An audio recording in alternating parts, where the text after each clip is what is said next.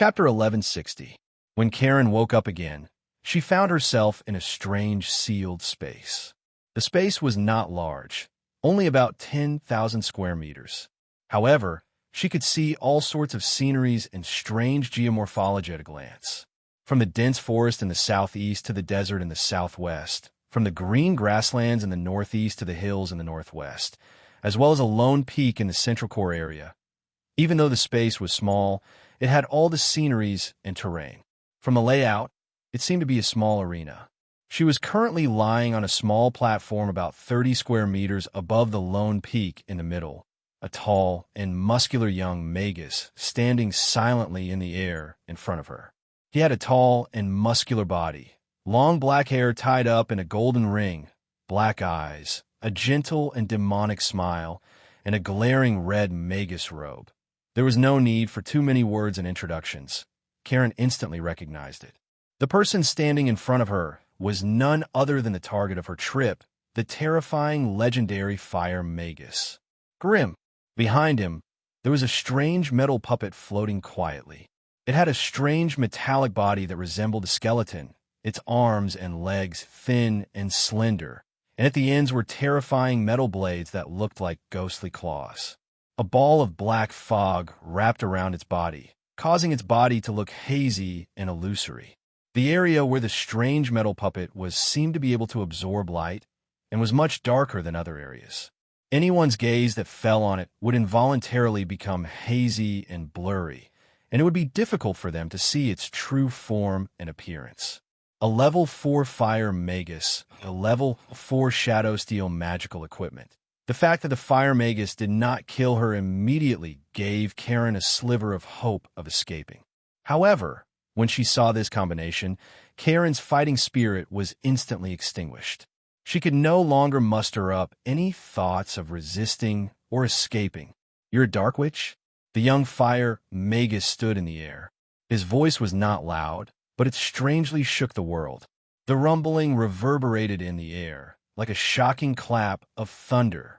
This showed the young fire magus' terrifying control over the world. Before Karen came here, she had erased all signs of a dark witch from her equipment and body, so no one could prove her identity as a dark witch from her appearance alone, except for the symbolic shadow energy in her body. Oh, the other party didn't restrict his spell energy? Was it because he didn't have enough experience, or did he not care? Karen crawled up and looked up at the legendary fire wizard high above. She hissed, "If you want to kill me, then kill me. There's no need for so much nonsense. I won't answer any of your questions." Grim sneered. The muffled laughter was like muffled thunder that rolled through the ground, and it shook the heavens and the earth to the point of trembling. "Those crazy women in the north are really unreliable. You dark witches, you just promised not to play any more tricks, and now you're sent here. What? Circe wants to test my resolve and see if I dare to kill you. Or do you think that a level 3, which can come and go as she pleases in my wizard's pagoda?" Karen's face was cold and expressionless, as if she hadn't heard Grim's question at all. "You're quite skilled, and it would be a pity to kill you just like that. Why don't you play with my shadow demon for half a year, and I'll let you go?" Upon hearing Grim's words, Karen raised her head and looked at the strange golem behind him. She sneered and said, "Is this a new shadow steel golem that you've created? Why, does it have a strange learning ability? You want me to help you train its dark battle techniques?"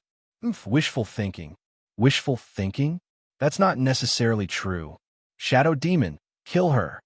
Following Grim's command, the black mist around the shadow demon that was floating quietly behind him rippled, and its huge metal body disappeared from the spot. In the next moment, it appeared behind Karen like a ghost, and 2 pairs of strange metal blades silently stabbed at 4 different parts of her body. Having seen the power of the shadow demon, Karen naturally knew that she would not be able to block its attack with brute force. Thus, Karen quickly turned around, 2 lightless daggers silently appearing in her hands. She slashed at the metal blades from the side, then used the rebound force to escape. In the next second, 2 strange figures with a great disparity in size, strength, and agility began to dodge and move about in the shadows, leaping and moving quickly. Clang, clang, clang, clang. The sound of metal blades clashing against each other could be heard, but strangely, there were no sparks or sparks. With Karen's strength, there was no way she could withstand the shadow demon's violent power, and her agility was clearly not as fast as the shadow demon. Thus, Karen did not have the slightest ability to retaliate in battle. She could only rely on her agile body and strange shadow wizard spells to restrain the shadow demon, or borrow its strength to escape, or dodge and move, barely avoiding being killed by the shadow demon. Less than a quarter of an hour into the fight, Karen seemed to suddenly understand something. She stopped abruptly, threw away the lightless dagger, and closed her eyes. She did not dodge or give way to the metal blades that swept towards her, looking as though she was seeking a quick death. Stop! Following Grimm's shout, the shadow demon's metal blades stopped abruptly, hovering above Karen's beautiful and slender neck. However, in the midst of the howling wind, the violent energy had already left 4-inch-long scratches on the other party's delicate and fair skin. Purplish-black blood instantly soaked Karen's tight-fitting leather armor. "Kill me, you bastard! Why don't you dare to kill me?" Even though her neck was injured, Karen did not seem to feel it and continued to curse angrily. You dark witches are really a bunch of people who don't fear death." Grimm leisurely floated above Karen. "But you don't have to be so arrogant. Look up at this strange space." Hearing Grimm's words, Karen looked around, and her expression immediately changed. She did not know when, but the sky above this strange space had become pitch black. A dim, dark sun hung high in the sky, overflowing with black light. Shadow Pearl. Karen muttered a terrifying name. The reason why the dark witches were so valiant was not because they did not fear death, but because they relied on the pool of energy and the strange dark witchcraft. Once they died on the battlefield, the dark witchcraft attached to their souls would activate, and their souls would be drawn to the pool of energy that had been set up in advance. To become a dark witch, the prerequisite was to complete the transformation of the body and soul into energy. Therefore, after death, as long as the soul of a dark witch escaped, she could use the energy of the pool of energy to rebuild a body. Because the souls of dark witches were filled with shadow energy, they could use the shadow realm as a springboard to travel between planes. Therefore, most witchcraft could not capture their souls. But the best way to deal with shadow energy was still shadow energy. Therefore, when Karen discovered that this space had been sealed by the power of the Shadow Pearl, she completely despaired. You wouldn't dare to kill me. I am the leader of the Dark Group in the Scattered Tower Forest area. If you kill me, the clan will definitely launch a bloody revenge." Karen shouted hoarsely. Just as she screamed, the shadow fiend standing beside her moved its claws and pierced through her abdomen as if it had pierced through a skin bag. For sharp claws came out from behind her waist. Karen's voice came to an abrupt halt. She lowered her head and looked at the sharp claws that had pierced through her abdomen, her face filled with disbelief and horror. If she was killed in this area, it would be difficult for her soul to pass through the barriers set up by the Shadow Pearl and return to the central hiding point. Could it be that the other party had spent so much energy and resources just to kill her? With a muffled sound, the shadow fiend pulled out its claws. Purplish-black blood spurted out of the 4 bloody holes. Karen knelt on the ground, her delicate little hands obviously unable to block all the wounds. Through the gaps of her fingers, blood still gushed out of her abdomen, gathering into a small pool of blood under her body. Waves of icy aura poured into Karen's body, causing her to truly feel the approach of death. However, just as she was about to die, a ray of black sunlight shone down from the sky and shone on her body. Under the illumination of the strange black sunlight, her originally heavily injured body actually began to recover rapidly. Dark energy gathered around Karen's wounds, quickly healing them. Even more dark energy poured into Karen's body, transforming into strange energy that filled her blood once again. Karen's vitality was also rapidly increasing at a visible rate. In less than 3 minutes, the Tier 3 Dark Witch, who had been on the brink of death, was brimming with energy and vigor once more. "You're in my territory. It's not your turn to make decisions." Grim was still standing in the air, his expression disapproving. "If you don't listen obediently..." In the next second, with a light snap of Grim's fingers, the Shadow Fiend's claws once again pierced into Karen's abdomen and twisted around inside. The damage this time was clearly not any worse than the previous time. Karen howled in pain as she fell to the ground. Fragments of her small intestines and stomach wall gushed out along with black blood, forming a terrifying fountain of blood. Grim watched as Karen's vitality rapidly dissipated, the corners of his lips curling into a cold smile. When Karen was on the verge of death, he reached out with his hand. An array of black sunlight shone down from the dark sun, shining on Karen's broken body once more. Dark energy surged wildly, and a moment later, Karen once again climbed up from the ground, full of vitality. Chapter 1161. Bastard, I'll kill you. This time, as soon as Karen recovered, she went berserk. She was as agile as a cheetah, and in a flash, she appeared behind Grim. 2 lightless daggers were already in her hands, and she stabbed them into Grim's back. Unfortunately, as soon as she came within 3 meters of Grim, she collided with a layer of invisible, transparent flames. Her defensive force field could not withstand a single blow from the transparent flames, and it burned through almost instantly. When the transparent flames reached Karen's body, she suddenly raised her head and let out a piercing scream of pain. Pain. So painful. Super painful. It was as if her magic resistance had been reduced by half in that instant. The golden flames burned her body and soul at the same time. The intense pain that came from the depths of her soul was the cause of Karen's defeat. Karen fell to her knees beside Grim in pain, her entire body covered in a strange, golden flame. The golden flames crackled as they burned. Grim raised his hand once more, extinguishing the golden flames with a ray of black sunlight and filling her body with dark energy once more.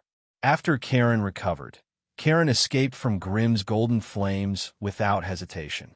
Along with Karen's departure, the golden flames around Grim's body once again became formless and invisible, completely concealing themselves. A Tier 4 Fire Shaman. This was the true power of a Tier 4 Fire Shaman. At this moment, Karen finally experienced the true power of the Tier 4 Fire Shaman before her. Despite being heavily injured, despite the fact that Grim hadn't even moved a finger, he had still managed to defeat a Tier 3 Dark Witch like her with just a layer of invisible flames. Every time he thought about the huge gap in strength between level 4 and level 3, he would lose all of his morale. "Your enemy is it." Grim calmly turned around and sneered. "Don't choose the wrong target. It's fine if you don't want to fight it, but you'll have to endure the torture for the next 6 months. A Dark Witch isn't afraid of death? Oomph. Then I'll let you die to your heart's content this time." Saying so, the flames around Grim's body flickered, and he slowly disappeared from the space around him. The cold and emotionless Shadow Fiend lifted his head slowly, his black gaze landing on Karen. In the next moment, the sound of metal blades slicing through the air resounded once more. When Grim came out of the small dimension, he ran into Alice, who was waiting for him. "You're really ruthless. You're actually so cruel to a beautiful woman. Aren't you afraid that she'll become a lunatic after half a year?" Alice could not help but shake her head and sigh as she watched the 2 strange figures madly chasing each other through the dark sky. "She's a witch, not a woman." Grim corrected him. "Strictly speaking, Magi after rank 2 can no longer be called humans, but we cannot forget our roots." "I haven't forgotten my roots. In fact, I'm more concerned about them than most wizards. However, we can't continue lying to ourselves." Grim stared into Alice's beautiful blue eyes and said, "Magi are not humans." Magi were not humans. This was not something that Grim came up with in a fit of righteous indignation. It was a mainstream thought that had been active in the Magi community for a long time. As the Magi community grew stronger, many high-ranked magi began to reflect on the shortcomings of the current magus cultivation system. What were the decisive factors that determined whether a tribe was strong or not? Bloodline, innate talent, wisdom, talent. Seriously speaking, all of these factors were indispensable, and all of them were very important. However, the humans that originated from the Magi community were obviously not the cream of the crop when it came to these choices, and were even considered to be eliminated. Bloodline. How should one put it? To put it nicely, humans had no bloodline. They did not have a strong physique like the orcs, nor did they have the nimble figures of the elves. They did not have the innate divine strength of the giants. It seemed that among the most common races in this plane, humans were one of the few races that did not have bloodlines. Of course, this was not without its benefits. Humans had the most balanced and adaptable bloodline, and they could tolerate most of the bloodlines of other races. However, this was just a self-flattery of the human race. The truth was that the power of the human bloodline was too weak. If they were to marry any other species, the human bloodline would be easily suppressed or devoured by the other party's bloodline. In this way, the resulting mixed-blood descendants would often have their bloodline degenerate. Therefore, in many high-level planes, the intelligent races that ruled them would set strict laws to prevent high-ranking races from mating with low-ranking creatures like humans to prevent the degeneration of their bloodline. Innate talent. Just like bloodline, humans did not perform well when it came to innate talent. Even the stupid goblins, who had become the practice targets of the new hunters in the plains, had a specialization in engineering, while humans had nothing. Of course, if you counted fertility, good planting, docility, and obedience as advantages, then humans had quite a lot of advantages. However, there was only one innate ability that really allowed humans to rise in many planes, and that was being good at learning. Humans did not have the sharp claws of wild beasts, nor did they have the wings of birds of prey that could fly. That was why humans were especially good at learning from races or creatures that were stronger than them. The birth of Magi actually stemmed from humans' long-term analysis and imitation of the mage-weths on powerful magical creatures. When they drew similar mage-weths on their bodies or on the ground, they discovered the weak power contained within. From then on, the miraculous profession of Magi was born. It was precisely because of the origin of Magi that some powerful Magi could not help but have designs on bloodlines and innate talents. From their point of view, giving up on the flawed human race and using the bloodline synthesis technology that Magi had mastered to create a new race that was more powerful and more suitable for the path of Magi. This seemed to be an easier way to promote the growth and development of the Magi community. This was no longer just an idea or a concept. According to what Grimm knew, the major Magi organizations had already begun to conduct similar experiments in the secondary planes they ruled. There were so many Magi outside the plane. Could they all have come from the Magus world?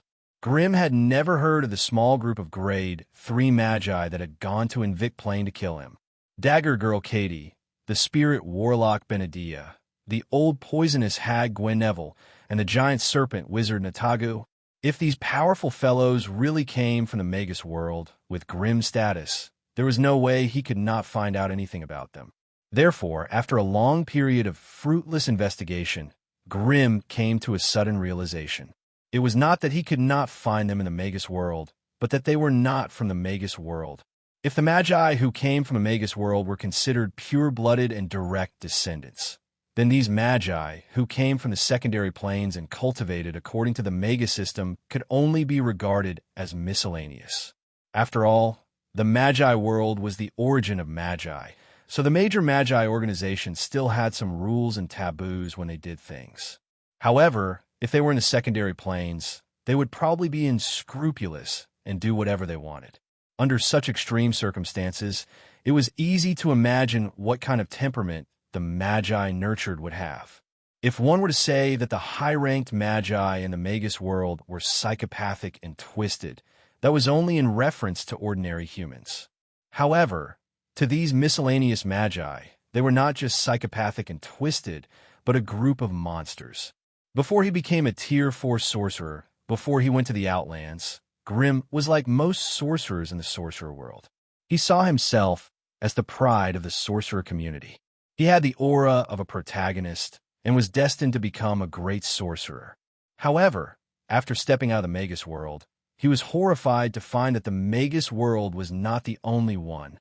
In the depths of the endless sea of stars, there were hundreds and thousands of secondary planes that continuously replenished the Magi community.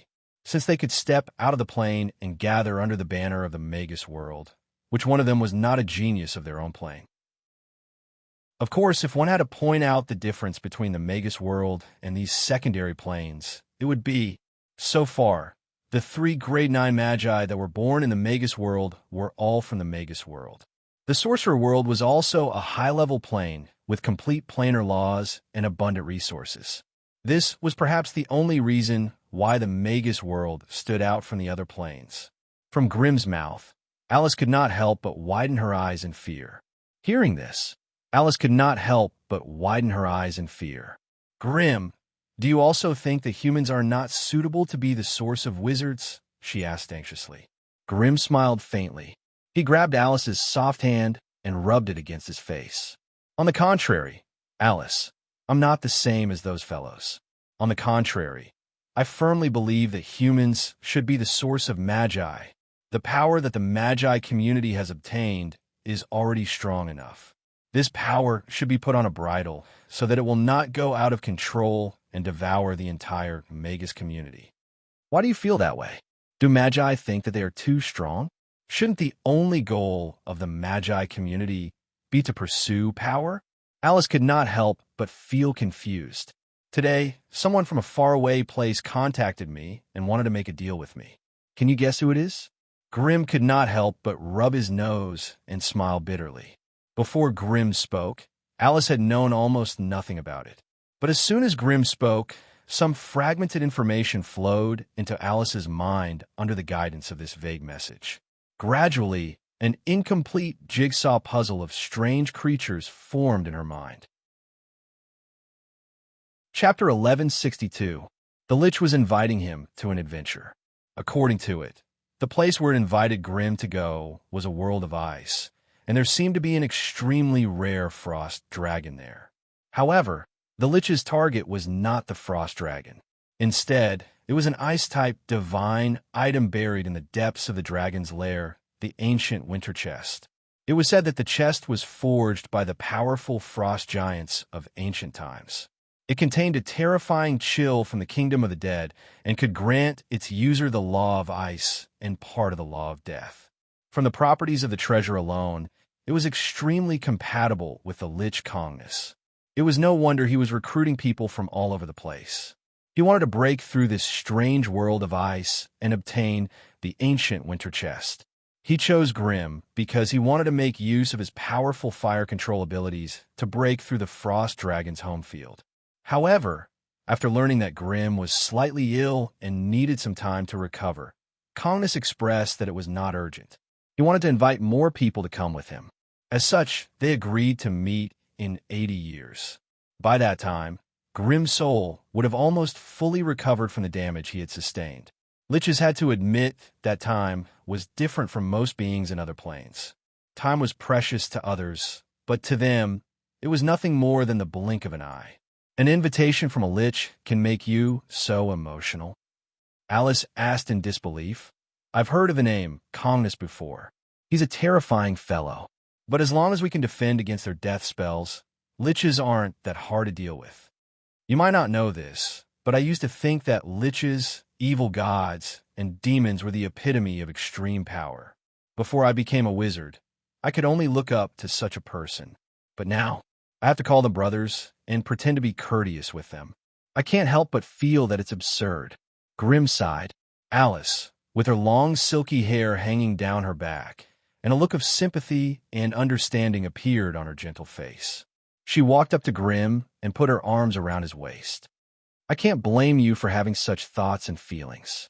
The speed of your advancement is simply too fast, so fast that it's hard for you to adapt to it. Which of those Tier 4 sorcerers did not spend 300 to 400 years to grasp the status and power they had now? But you've been fighting, fighting. You don't even have time to breathe. The Crimson family is the same as you. They are too young among the Tier 4 players. He was so young that he was lacking in all aspects, unable to match up to his current status and identity. Do you know? Ever since the Crimson family became a Tier 4 faction, countless magi have been waiting outside your door to meet you.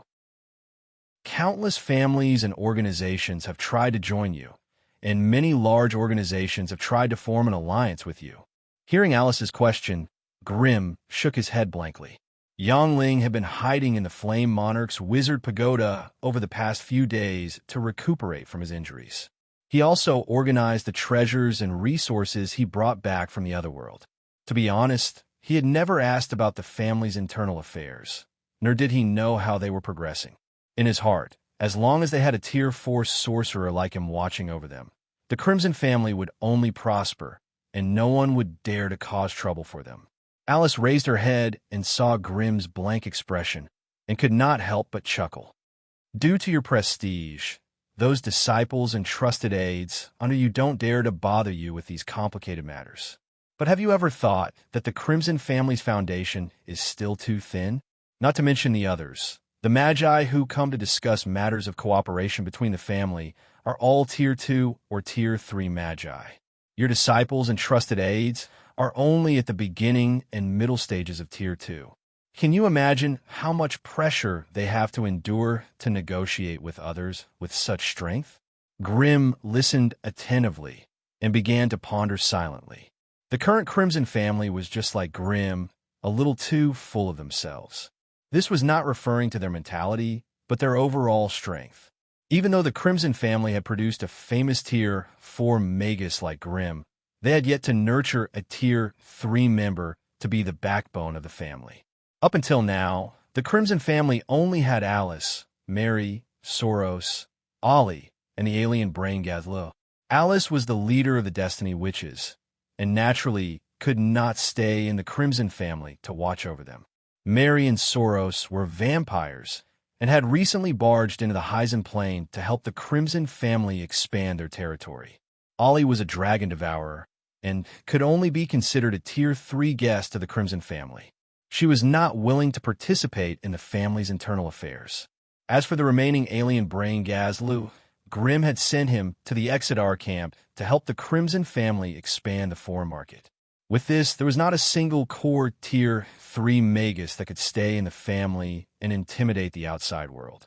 This meant that the Crimson family, a large family that had just risen to Tier 4, had actually sent out a bunch of Tier 2 magi to keep up appearances. Although Grimm wasn't willing to belittle the efforts and achievements of Meryl and Gargamel, it was true that the two of them weren't strong enough to hold the fort. This would cause the Crimson family to invisibly lose a lot of benefits. After all, the leaders of the Magus family and organizations that came to negotiate were mostly Tier 3 magi.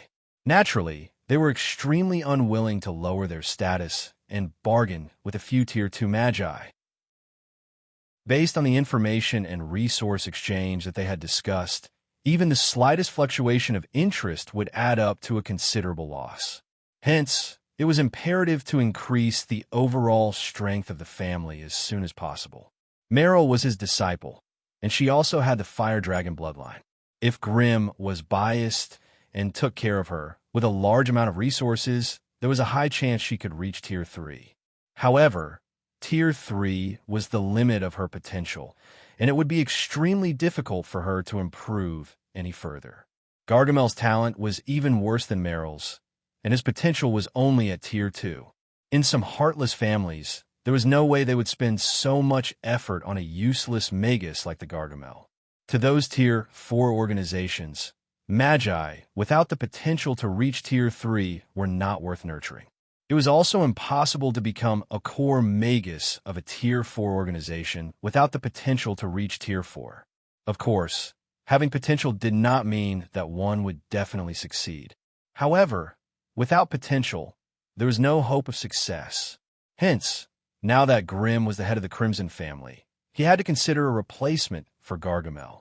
This was not being cruel, nor was he burning the bridge after crossing it, but it was a necessity of reality. Of course, Out of personal feelings, Grimm could also think of ways to increase Gargamel's potential. However, the resources and effort spent on Gargamel alone would be enough for the Crimson family to nurture 2 or 3 magi of the same rank. Therefore, Grimm had to consider how he should make his choice. Do you think there's any value in nurturing Gargamel? It was because Grimm was thinking deeply about this question that he couldn't help but ask. Alice closed her eyes and thought for a moment. She then opened her eyes and stared at Grimm's black pupils, smiling. His potential has been exhausted. Although he is loyal and talented, his individual strength is still a problem. With his age, if the Crimson family was still a Tier 3 organization, he would have no problem serving for another 200 or 300 years. However, he is clearly not suitable as a core magus of a Tier 4 organization. You mean to replace him? Grimm's brows unknowingly furrowed. Alice stretched out her hands and smoothed out Grimm's furrowed brows, smiling faintly. Gargamel has served you faithfully for more than 100 years. Do you really think you can replace him just like that? Besides, the current structure of the Central Continent was built by Gargamel himself. If you replace an outsider, there will definitely be a huge upheaval within the family. Then what do you mean? Grimm was a little confused. Of course we have to replace him. However, the person we replace still needs to take into consideration the feelings of Gargamel and his subsidiary organizations, so that they will not panic and shake the foundation of the family. Do you understand who it is now? You mean her? She's still a little girl. Can she handle this situation? Grimm instantly understood Alice's meaning, but he still felt a little hesitant. You've been running around all these years and have barely managed the internal affairs of the family properly. Naturally, you don't know how much that little girl has improved. Alice pursed her lips and smiled. I'm afraid you still don't know. That little girl is already a high-grade 2 magus, and she's already 143 years old. She's no longer the little girl in your heart. High-grade 2. Doesn't that mean her rank is even higher than Meryl's? Grimm could not help but feel a little shocked. That's right. That girl's advancement speed is not inferior to yours at all. I never thought that a wandering magus like Gargamel would have such a talented daughter. If you promote Amelia, not only will Gargamel not hate you, he'll be even more grateful. All these years, Gargamel and Ava have placed almost all of their efforts on Amelia. Amelia also worked hard enough. A considerable part of the situation that Gargamel had established in the Alovis region over the years was due to Amelia's efforts. Gargamel's subordinates are also extremely loyal to her. Amelia's background is a little strange. Grimm was still a little hesitant. What's the impact? Isn't it just fusing with a part of the Spore Princess soul? Are you still afraid of the subterranean tribe coming to cause trouble after becoming a grade 4 magus? Hearing Alice's merciless retort, Grimm smiled in relief. Then find time to call Amelia over. I'll reward her with a treasure and confirm her identity. Alice immediately chuckled. Chapter 1163. Hyzen Plain. This was a troll tribe located in the depths of the mountains, amidst a sea of forests. The flames of war had just been extinguished, and the vampires that had come from afar were quickly clearing up the battlefield. Mary flapped her bat wings and hovered in the air. Below her was a huge stone plaza, and there were countless troll corpses piled up on top of each other. These trolls were all 3 meters tall, with indigo skin and thick hair. 2 long fangs protruded from their lips, and the hair on their heads was dyed red. Their bodies were very strong, and their limbs were especially slender. The weapons they used were sharpened wooden spears and peculiar spears. Of course, these weapons were all dipped in poison. It was a paralytic toxin extracted from a plant. A spoonful of toxin could easily take down an adult giant berserker elephant. Unfortunately, these poison weapons were practically harmless to the vampires. Mary floated in midair and casually tossed down a completely withered troll warrior's corpse. She wiped away a trace of green blood from the corner of her mouth and began to slowly scan the lifeless troll camp. The wounds on her body also began to close and heal slowly under the influence of the dense blood aura In order to quickly destroy this group of trolls, Mary and Soros had directly charged into the troll camp at the start of the battle. Then, in an almost humiliating manner, they chopped down the statue of the feather goddess that had been erected in the center of the stone plaza. This time, they had thoroughly enraged the entire troll tribe. All of the trolls, whether they were professional troll warriors or ordinary troll women and children, seemed to have gone mad as they drilled out of their wooden houses, sheds, and grass nests, madly attacking the two of them. Mary and Soros stood in the center of the stone plaza, enduring wave after wave of crazed trolls' attacks. As for the vampires that they had brought with them, they were scattered in all directions, hiding in dark corners and quickly eliminating the trolls that were left alone. Ordinary vampires were still too weak. Their thin bodies could not support the thick and heavy metal armor, so all the vampires wore some smooth silk robes in order not to affect their agility. This kind of clothing was obviously unable to withstand the powerful attacks of the trolls. So in order to reduce the casualties of the vampires, Mary, the Blood Lord, had to personally go into battle. She brought Soros with her to attract the attention of all the trolls. After all, Mary and Soros had already reached Tier 3. They possessed the strange lifesteal ability, which allowed them to absorb a portion of their enemy's blood. This also allowed them to possess almost limitless battle energy. Even so, the troll's sharp spears and the whistling metal spears still caused the two of them to be riddled with scars, and their injuries were constantly piling up. What was most difficult to deal with about the giant demons wasn't their powerful physique, but their tenacious vitality. Whether it was a severed limb or a large hole in the chest, as long as the head was not chopped off, they could continue to attack ferociously. In terms of overall quality, adult trolls, regardless of gender, were all qualified warriors. Their physique had already reached the standard of a Tier 1 creature. Coupled with their spirit of fighting without regard for their own safety, their strength was not inferior to that of a Tier 2 creature. Even the old, weak, women, and children, who were slightly weaker, had extremely strong offensive capabilities and combat skills. If they were to scatter into the forest and engage in guerrilla warfare, it would be difficult to wipe them out even if the vampires were to expand their forces tenfold. So, in order to deal with the 300 trolls in one go, Mary could only use herself as bait to tie the enemies down in the middle of the camp. After a bloody battle, Mary's body was covered in countless wounds. Looking at her tall and slender body, one could see horrifying scars that looked like the mouth of a baby. Her skin had also turned purple, and it was obvious that there was too much terrifying poison accumulated on it. Even so, Mary still relied on the bee stinger dagger in her hand to slay the attacking trolls on the spot. Exchanging wounds, exchanging blood for blood. Mary's attacks had always been simple and direct, and the effects were shocking. In the entire troll camp, there were 183 adult troll warriors and 133 normal trolls. Of those, 207 had died directly or indirectly at Mary's hands. Especially the troll chief, who was at the middle of the grade 2, it had pierced Mary's chest with its spear, sending chills down her spine. However, its attack had completely enraged the Blood Queen Mary. Mary did not chop off its head, nor did she stab its heart. Instead, she used her swift movements and violent attacks to completely bleed it out. That once incomparably arrogant troll chieftain had bled to death. Its blood was not wasted either.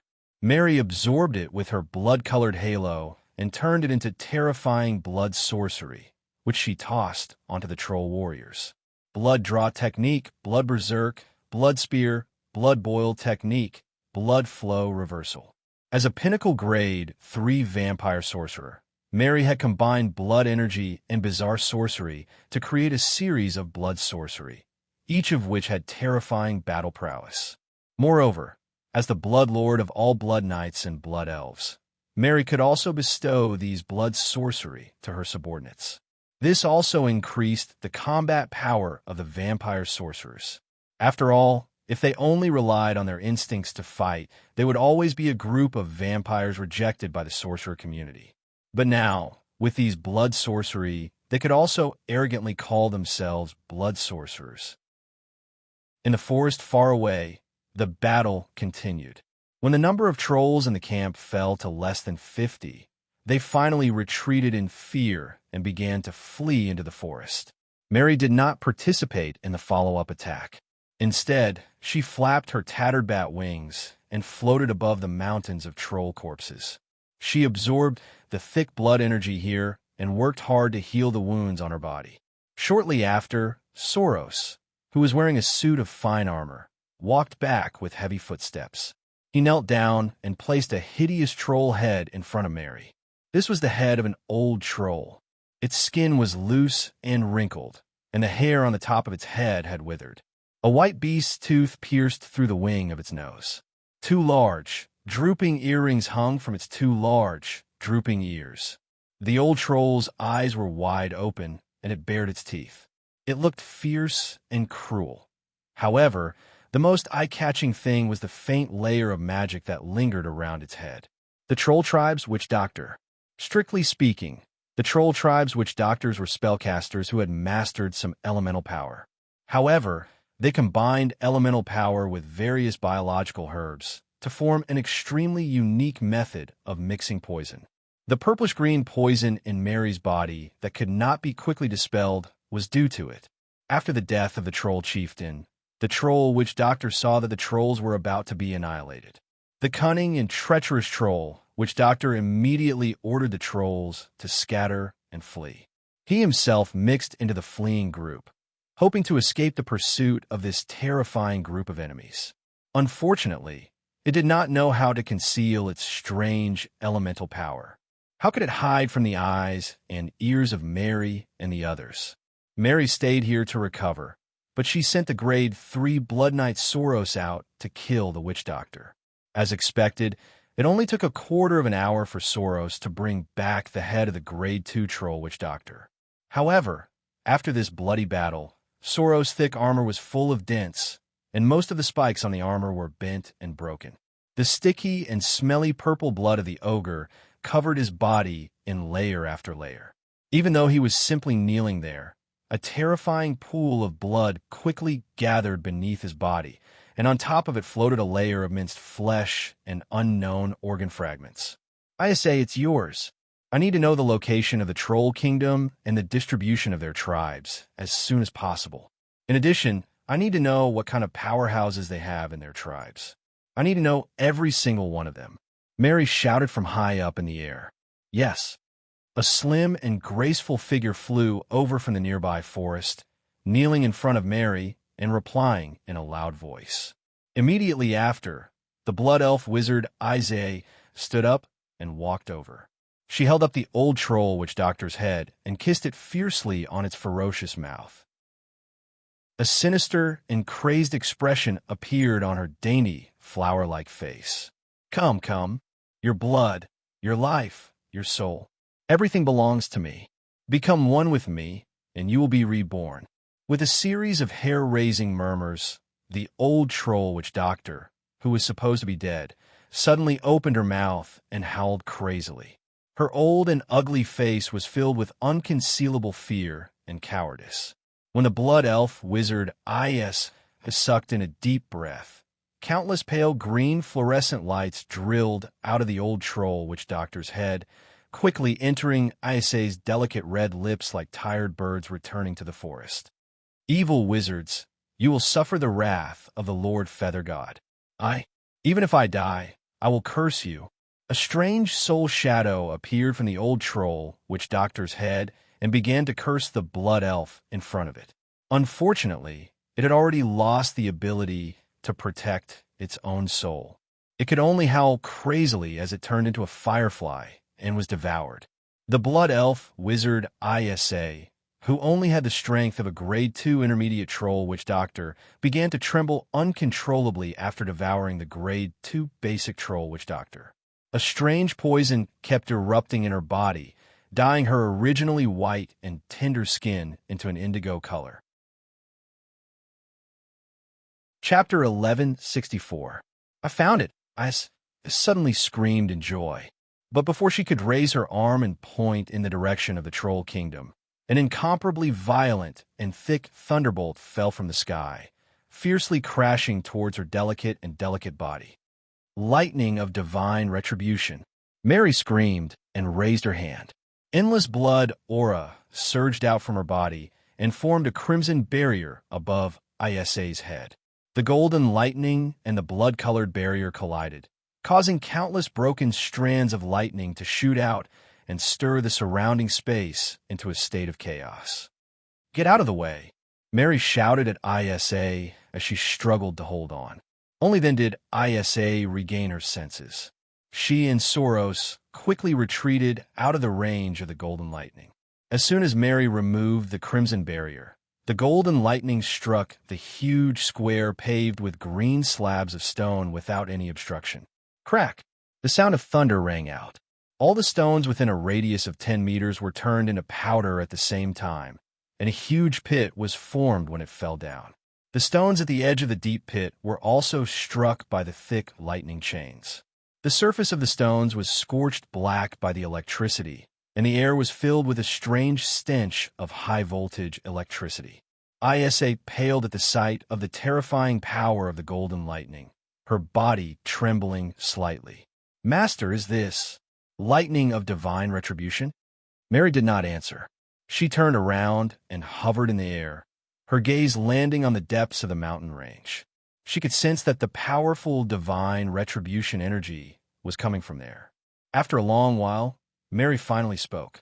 "It seems that the so-called feather god that the trolls worship is really something. He has actually grasped the power of divine retribution. That bastard Grimm made a grave mistake in his intelligence. There should be a powerful lightning creature at the pinnacle of grade 4 there. Going into their territory with just this amount of manpower is definitely courting death." Pinnacle of grade 4. Isa and Soros looked at each other and felt a chill run down their spines. Regardless of whether Mary's guess was right or wrong, a creature of this level was not something their team could afford to provoke. If they were to encounter such an enemy, apart from Mary, the rest of the team would have no choice but to fight to the death. Hence, they could not help but feel nervous. "Where's the old fox? Call him over. We need to reconsider our itinerary." Upon hearing Mary's summon, the old fox, Venlier, who was dressed in luxurious noble attire, flew out from the team and bowed respectfully. "Old fox, what do you think of what just happened?" Mary slowly lowered her body, a pair of blood-red crystal heels lightly tapping on the ground. "Master, maybe the situation isn't as bad as we thought." The old fox, Venlier, was still as cunning as ever. "Oh, what did he say?" According to the troll race's lifestyle and animism, the so-called feather god they worship is only a totem god at best. These totem gods are worlds apart from the gods of belief in the world of gods. They're usually called false gods. "What's the difference?" Mary asked with a frown. Although she was a peak grade 3 blood Kaiser, she was only good at fighting and killing. She was too lazy to memorize and organize the basic witchcraft knowledge. Therefore, when faced with such a professional problem, she could only rely on Wenlier and other vampire subordinates who had taken the path of scholar. "Master, totem gods and gods of belief walk two completely different paths. Totem gods are more commonly found in some barbaric races or tribes. These barbaric creatures will proactively worship some powerful beings in order to obtain more power.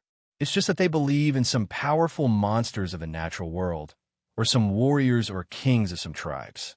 In order to obtain power, they usually carve their primitive beliefs on flags, totem poles, or some special items.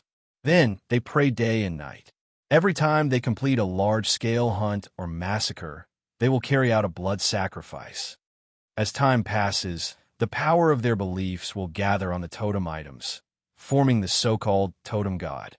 You mean that the feather god that the troll race worships is illusory? Just an amalgamation of the power of belief?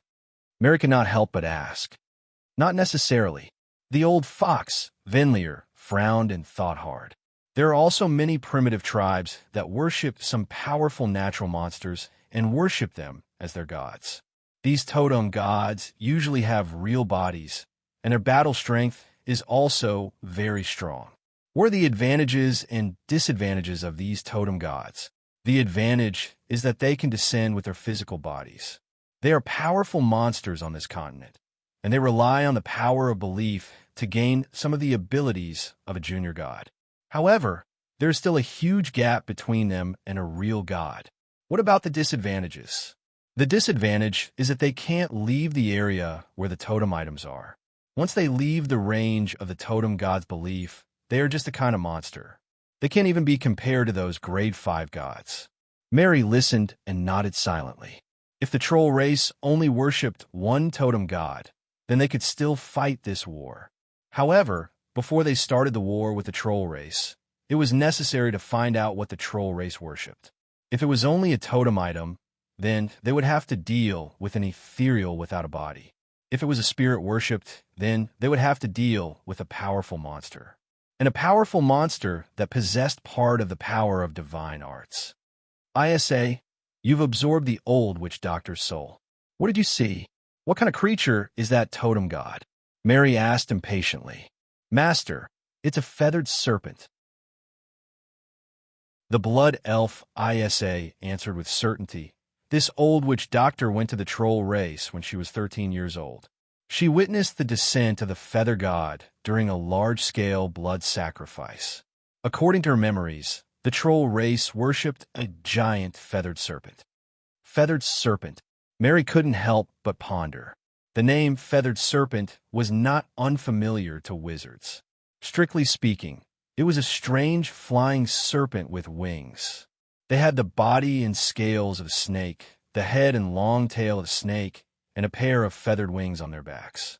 This pair of wings could not allow them to fly very high. It could only support their bodies to glide and shuttle quickly in the mid to low altitudes. In many planes, this kind of feathered serpent would be mistaken for a type of dragon, and it became an object of fear and dread by low-level creatures. Most feathered serpents were lightning type, but there were also some that could breathe fire or ice. Combining all the information, Mary could basically determine that the feathered god worshipped by the troll race in the Heisen Plain was a lightning-type feathered serpent at the peak of grade 4. Of course, this was the strength of the feather god after it had been blessed by the faith of the totem. If Mary and the others could break the blessing of faith, the feather god's strength would definitely drop to its true level. As for what level it would drop to, no one knew. After all, only the troll leaders knew the true face of the feather god.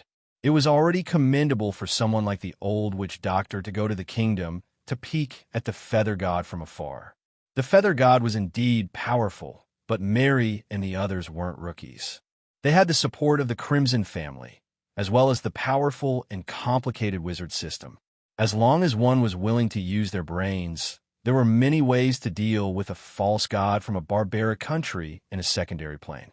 However, no matter what kind of faith they had to deal with, it was necessary to weaken the foundation of their faith. Hence, at Mary's command, the entire vampire team entered the forest and rushed towards the nearby troll tribe. Wizard World, Northern Lands. The Tower of Destiny. An unusually grand astrology ceremony had just ended. The entire upper level of the Tower of Destiny was surrounded by colorful starlight, making the lonely and desolate Dragonbone wasteland look colorful. Many powerful monsters were hidden in the wilderness, secretly absorbing the strange energy emitted by the Tower of Destiny, and in turn, propelled themselves to mutate and strengthen. Inside the astrology hall, groups of apprentices were led out by the Witches of Destiny in an orderly manner. The hall gradually quieted down.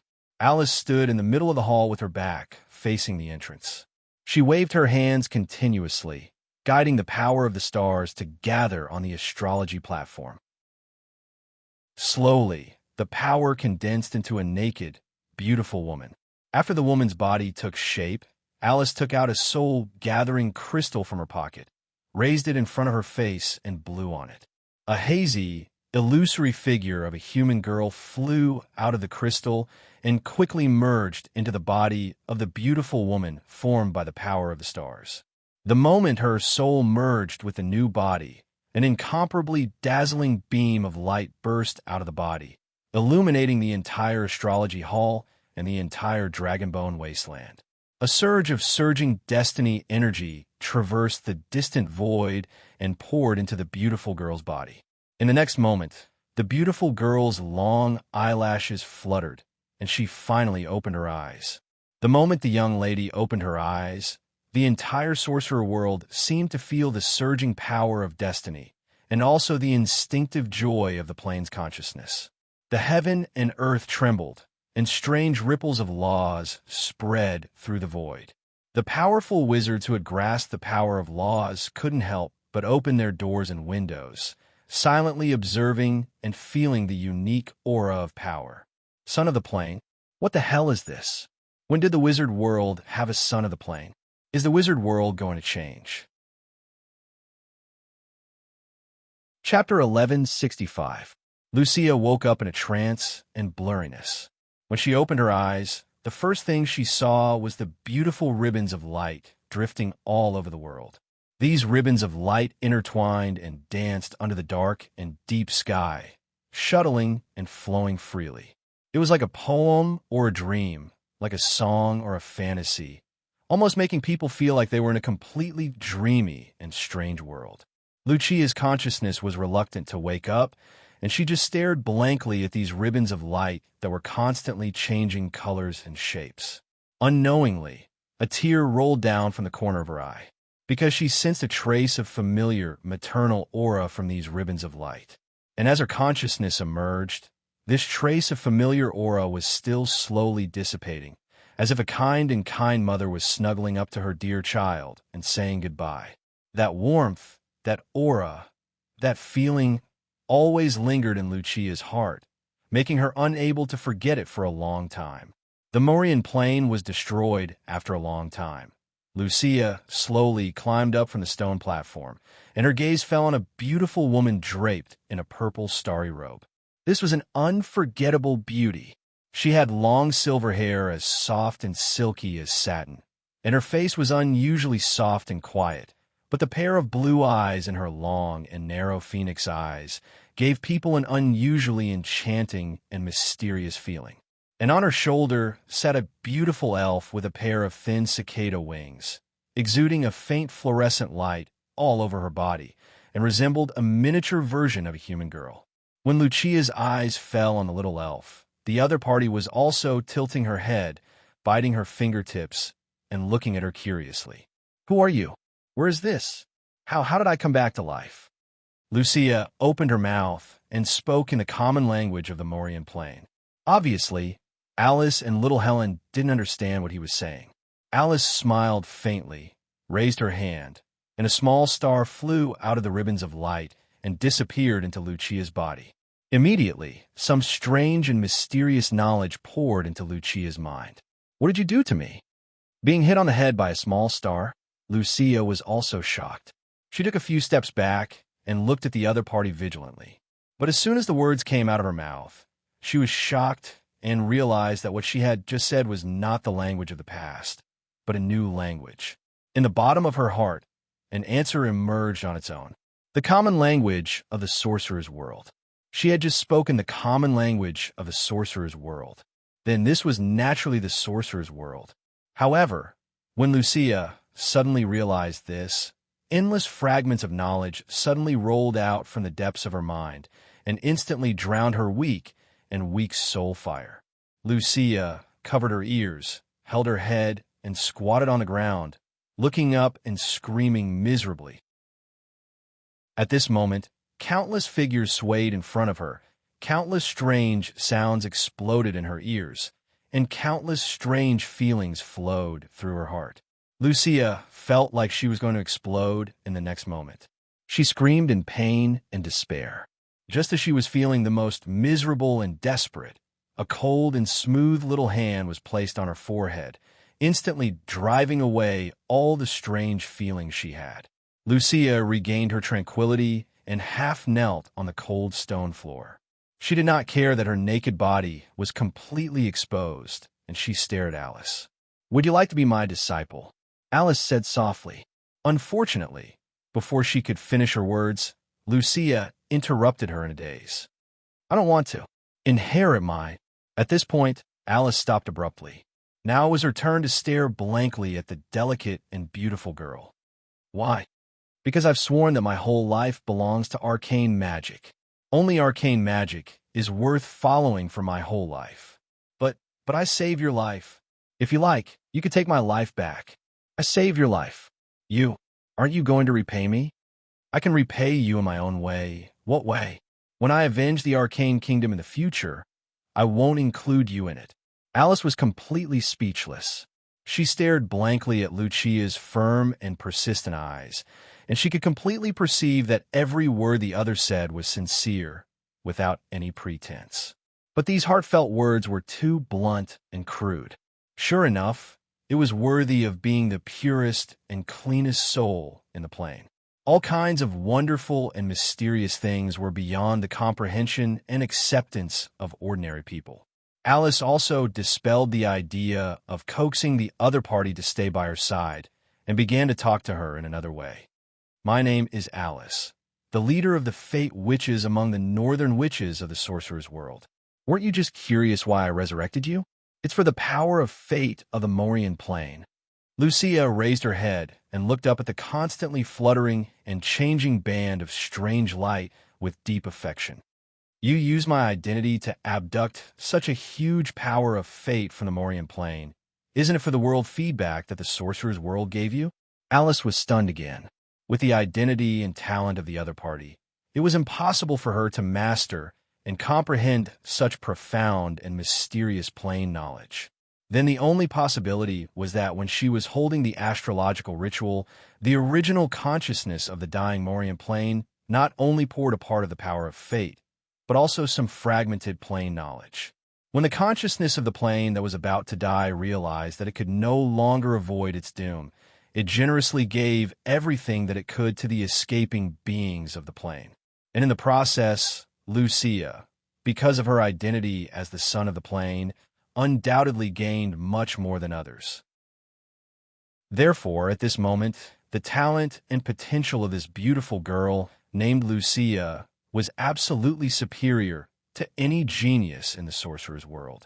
Why did the original consciousness of the sorcerer's world create such a pervert with her own hands?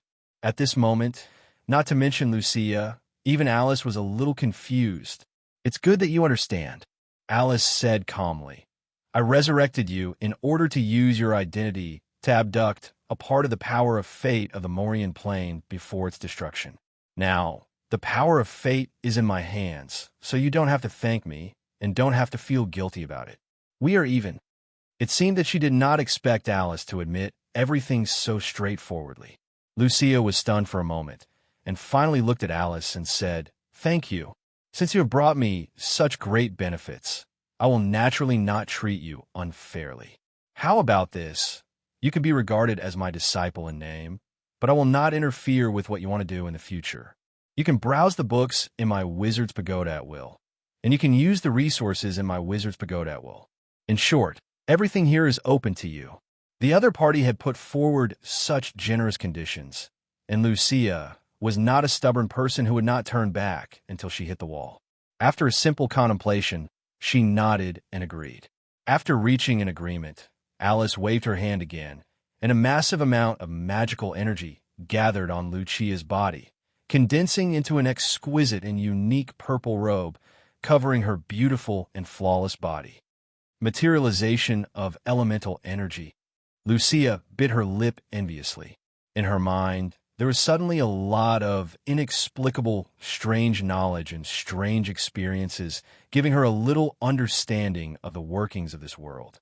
But limited by this simple and crude body, most of the content was a little too advanced for her, and it was not something that this body of her current level could bear. Therefore, to be able to have a shelter, to be able to have a place to grow up in peace, to her, was already very precious. After all, Madame Alice had made it very clear that she had already obtained the power of fate, and her value to her was already dispensable. So, at this time, she, a little arcane apprentice who was stranded in a foreign world, could only compromise and live on for the time being. Looking at the beautiful girl who was born from the essence of heaven and earth, being led out of the astrology hall by the elf Helen, Alice turned around and began to deal with the power of fate that had gathered in the tower. She could feel that the wizard world's plane consciousness had always been looking after her, and clearly expressed its infinite joy for this foreign power of fate. Moreover, the plane consciousness also seemed to be paying attention to this girl called Lucia, showing a hint of wanting to assimilate her. It was precisely because she had sensed this slight change in the plane consciousness that Alice had tried to find a way to keep her by her side. Keeping Lucia was also keeping the plane's consciousness's blessing. For a fate which there were simply too many benefits to count, both in the light and in the dark. However, to understand the true intentions of the plane consciousness, it still needed a period of observation and understanding. So Alice mainly focused on dealing with the power of fate. Alice let go of the restraint of the Tower of Fate, and the colorful light drifting in the astrology hall slowly overflowed, silently disappearing in the hazy gray sky of the Dragonbone Waste. It was as if a crack had suddenly been poked in the sky. An array of warm and soft sunlight penetrated through the gloomy clouds above the Dragonbone Waste, pouring endless light and heat, as well as a good mood, onto the Tower of Fate. The whole Tower of Fate gently trembled, bathed in the sunlight, and reflected a dazzling light in all directions. Along with the arrival of the sunlight, in addition to the warm feeling, there was also an indescribable and wonderful feeling. All individuals in the Tower of Fate, whether they were witch apprentices or official witches of fate, felt their spirit slowly growing and their soul consciousness floating in the wonderful ocean. Almost at the same time, many witches in the Tower of Fate directly leveled up, and more fate apprentices also deeply understood the existence of the power of fate. With this understanding, they only needed to experience a period of spiritual accumulation, and the road to promotion to official Destiny witches would be smooth. Violent Witch Sophia leveled up, Level 2, Ice Witch Cheval leveled up, Level 2 Shamansa leveled up. Chapter 1166. News of Alice's advancement to Level 4 spread throughout the northern lands in an instant. The ordinary citizens did not know the inside story and were naturally elated, cheering and excited for the northern lands to grow stronger by the day. However, the other witch factions seemed to be somewhat stunned and astonished. In the past, even though the Destiny witches had regained their inheritance, the battle for fate had continued. The situation was still treacherous and unpredictable, and there was unrest within the family. However, the extremely obvious favor of fate had instantly swept away the haze on the heads of the Destiny witches. Not only had Alice advanced to Level 4, she had also benefited all the Destiny witches and apprentices, allowing everyone to share in the unexpected favor of fate. From this moment onwards, the Destiny witches could be considered to have truly risen. There was now a beautiful garland of favored by fate above their heads. Even though the various witch factions had mixed feelings, they still had to consider their unity and friendship on the surface. Hence, there was an endless stream of teams sent to the Tower of Destiny to congratulate her, almost blocking the path to the Dragonbone Wilderness. In an instant, the reputation of the Destiny witches soared, and they became the most popular branch of the Northern Witches. The Crimson Wings. The headquarters of the Crimson family was located in the Alovis region. This was a large city with a population of 100,000. In the center of the city, the tall Wizard's Pagoda represented the limitless authority of the Crimson family. At least in the Alovis region and the surrounding regions, the Crimson family had become a colossus. They were rapidly expanding with vigor that other wizard families did not have. In the spacious wizard hall on the 7th level of the tower, Amelia was anxiously and busily dealing with family matters that came from all directions. The current Crimson family was no longer the small local force that only had a few territories and resided in a secluded area. Ever since the family had produced a popular Level 4 Magus, the number of magi in the Crimson family and the size of their territory had been continuously expanding. According to incomplete statistics, the current Crimson family controlled 1 large and 2 small human kingdoms, 172 territories of various sizes, 109 resource points of various types, 215 human cities of various sizes, as well as countless villages, manors, and ancient castles. With such a huge amount of resources, one could imagine how much effort one had to put in to completely control it. Usually, Gargamel was responsible for these mundane affairs, but during this time, the family has been preparing for the grand wedding banquet of the patriarch, so Amelia had to leave the meditation room to support this big situation for her father. A few crimson sorcerers in wizard robes stood in front of the large white wooden table, reporting the situation to Amelia one after another. Some of them were old men with white hair and beards, some were strong men with bulging muscles, some were sinister fellows with withered bodies like skeletons, and of course, there were also beautiful and charming young women. The area that was plundered was the maple forest. The leading wizard, Bess, had served the family for 27 years, and there were 7 wizard apprentices in the team. When they were sleeping near the maple forest, they were attacked by an unknown creature, which led to the death of 3 sorcerer apprentices. They stayed at the same camp as the other 2 caravans, but the 2 caravans did not show any abnormalities. Only Bess and his team were knocked out. After an investigation, the cause of death of the 3 sorcerer apprentices was spiritual force exhaustion. Wizard Bess' life was not in danger, but he was in a weakened state. Spiritual force exhaustion. Amelia could not help but frown. This kind of attack is very rare. Did you investigate what was missing in the team? We have.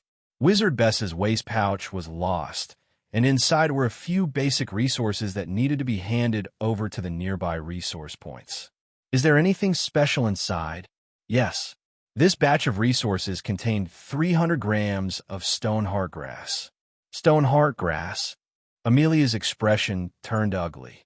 Can you confirm who the attacker was? Was it done by those underground creatures, or was it a foreign magus? We have already tried to communicate with Jamuli in the Underground Alliance, and the other side's feedback is that it was a misunderstanding, and they will handle it themselves. A few of our family members died, and they still dare to say it was a misunderstanding? These damned underground worms deserve to rot in the dark stone grave. No, I can't let this matter end like this.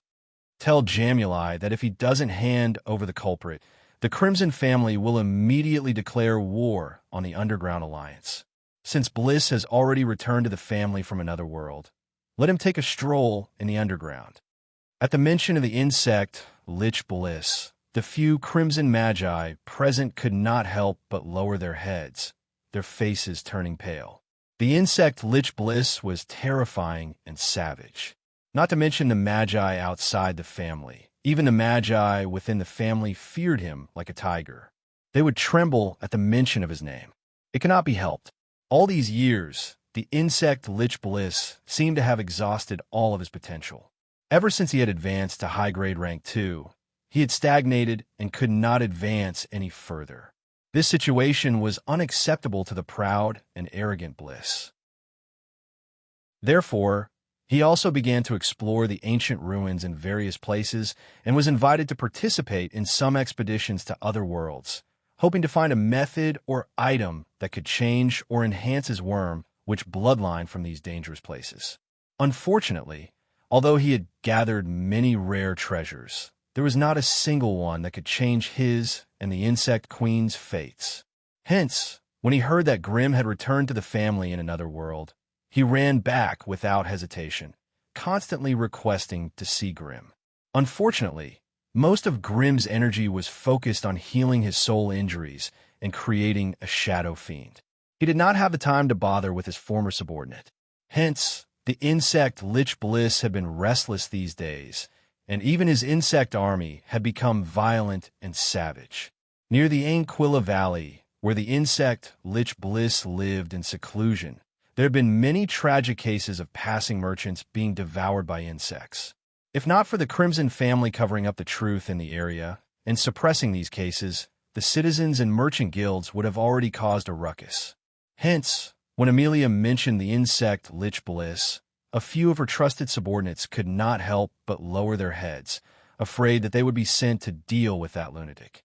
However, Just as Amelia was looking around for a suitable messenger, the wooden door of the hall was suddenly pushed open, and a beautiful and enchanting middle-aged lady walked in with a joyful expression. Anyone who could freely enter and exit this place was naturally not an outsider. A few of the Magi's subordinates hurriedly bowed, greeting the forest demon Ava. The forest demon Ava ignored them and excitedly rushed to Amelia's table. "Hey, good news, good news. Guess what good news I brought you this time?"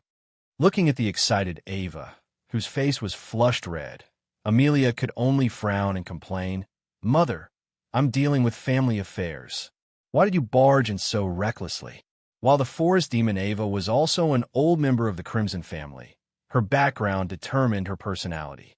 She did not like to be restrained like human magi. Hence, she almost never participated in the family's internal affairs and rarely participated in foreign wars. Instead, she stayed at the family's headquarters to manage a Magus Academy. Medusa and the Manticore leader Daka were in a similar situation. Both of them belonged to a different race that was attached to the Crimson family, so the family status was inferior to those orthodox human magi in all aspects. Moreover, it was much harder for a different race to advance than a human Magus. Hence, with the continuous emergence of rank 2 and 3 magi in the family, they gradually withdrew from the core and could only serve as instructors or managers in places like the Magus Academy, continuing to enjoy the Crimson family's offerings. You can't blame Mother for this. After all, this is really great news.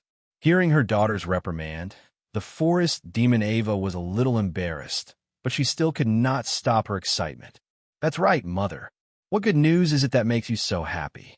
Amelia smiled helplessly. She knew her mother's temperament very well. If she allowed her to mess around like this, she might not be able to explain the whole story even after half a day. Hence, she could only go straight to the point and ask, "Level up, level up. Lady Alice has leveled up." Hearing the forest demon Ava's incoherent and unclear words, the few Scarlet Magi present could not help but be stunned, almost unable to believe their ears. "Alice has advanced." That Lady Alice seemed to be a rank 3 Magus. Could the advancement that Lady Ava was talking about be to advance to rank 4? The few of them looked at each other, their faces filled with surprise and joy. They could not help but look at the demonic woman Amelia at the same time. "Go check. Amel, you're in charge of intelligence. Hurry up and check this news. I want to know the authenticity of this news immediately." Amelia shouted anxiously. The young and charming female, Magus, quickly responded and rushed out of the hall. In just a short while, the confirmed news came, which Alice had advanced to rank 4. This time, even Amelia could not sit still. She anxiously paced back and forth in the hall, her mouth still muttering incessantly. "Sister Alice has advanced to rank 4 so quickly. I have to go congratulate her immediately. That's right, what gift should I bring? Kingwell, go to warehouse 7 and bring the pair of elven earrings that just entered the warehouse. Sisters should like that style. Corinne, go and get all the resources that have been handed in this year. Then come with me to the Tower of Destiny. Mother, quickly call Father back. I'm going to the north now." Chapter 1167. Heisenplane. Half a day later, Mary, who was far away in the other world, received the news of Alice's advancement. Immediately, the team stopped and waited silently for Mary's orders. Mary stood at the top of an ancient tree, gazing at the lush forest that stretched as far as the eye could see. Her eyes shone with unconcealable cruelty and irritation. For a long time, Mary had been suppressed by Grimm in terms of personal strength, and this had made her feel indescribably depressed. If not for the fact that Grimm was her lover, Mary would have long since lost control of her emotions. But now, even Alice had advanced to the 4th rank before her. How could she endure this? Although she had rationally accepted Alice's existence for Grimm's sake, the competitive spirit in her heart had never been extinguished. Now that she suddenly heard this news, although Mary looked calm on the outside, her heart was raging like a raging sea. "Master, Do you think we should rush back to Lady Alice's celebration first? Or the moment Soros, who was clad in blood-red armor and overflowing with a terrifying killing intent, opened his mouth, the old fox Venlier closed his eyes in pain. This scoundrel who doesn't know how to speak. As expected, as soon as Soros spoke, Mary's crimson eyes lit up. Let's go. Humph. What's the point of participating in a stupid celebration? This time, we won't turn back until we kill that damned feathered serpent. With that, Mary's blood-red bat wings flapped, and she turned into a terrifying streak of bloody light as she flew forward at high speed. The vampires hiding in the forest looked at each other and shrugged helplessly. They all turned into black and red bats and chased after Mary. As vampires, their mobility was undoubtedly terrifying. All vampires could transform into bat demons and glide close to the treetops. Hence, the rugged terrain of the forest was nothing to them. Moreover, as vampires, they did not need to carry large amounts of supplies with them. The wild beasts in the forest that were everywhere were their food. In times of emergency, they could even travel for 7 days and 7 nights without sleeping or resting by relying on the absorption of blood. When they were hungry or sleepy, all they had to do was find a beast to drink some blood from. That way, they would be able to maintain their exuberant energy and inexhaustible physical strength. Relying on this powerful mobility, this team of less than 30 vampires slaughtered the troll tribes everywhere in Draku Jungle. Up until now, there had already been 5 troll clans with more than 200 people that had become food for the vampires. Under the influence of the powerful embrace ability, another 100 or so trolls were transformed into low-level blood thralls. They also became cheap cannon fodder for the Blood Race troops. Every time they arrived at a troll camp, most of the troll warriors would be slaughtered, and only the elites with astonishing battle prowess would be turned into blood slaves by the Blood Elves. As for the weak women and children, they were all slaughtered, not for the joy of killing, but to indirectly reduce the foundation of faith of the Quetzalcoatl god. For a totem god like Quetzalcoatl, the godly power it possessed was directly related to the number of its followers. The more Mary and the others killed, the weaker the Quetzalcoatl god would be when they faced it in the end. This was also the most common method that Magi used to deal with gods of faith. In order to deal with Quetzalcoatl god, Mary had specially transferred a helper from her family. It was the poison spirit Remy, who also had level 3 abilities. With poison spirit Remy's plague, Mary intentionally let more trolls escape in the subsequent attacks. In this way, the trolls that escaped also spread the deadly plague to even more trolls' camps. With the crude and inferior witch-doctor system of the Troll Kingdom, it was almost wishful thinking to disperse and save so many infected people on such a large scale. Hence, in just over 20 days, almost a third of the Troll Kingdom was shrouded in the dark clouds of the terrifying plague. The frenzied killing of Mary and the others finally alerted the higher-ups of the Troll Kingdom. A team of up to 2,000 trolls was sent out to search for traces of the invaders in the nearby jungle. Unfortunately, the primitive and backward detection system exposed their every move to Mary. Hence, a terrifying plot against the troll team was born. There wasn't much light in the quiet and gloomy jungle. Branches, vines, thorns, and shrubs could be seen everywhere. Passing through such an environment was as difficult as ascending to the heavens. However, all of this wasn't a problem for the troll hunters. Their nimble and sturdy bodies allowed them to move freely through the jungle without being obstructed by any shrubs. Their coarse and fleshy skin was covered by a thin layer of moss, making their skin color no different from the surrounding jungle. Coupled with their nimble and silent bodies, as well as their sharp and sensitive long noses, they were the most terrifying trackers and hunters in Draketh Jungle. Gangder pushed aside a hindering vine, slowly making his way through a jungle filled with dense thorns. The shrubs grew haphazardly, the branches as thick as a person's wrist glowing a faint gold.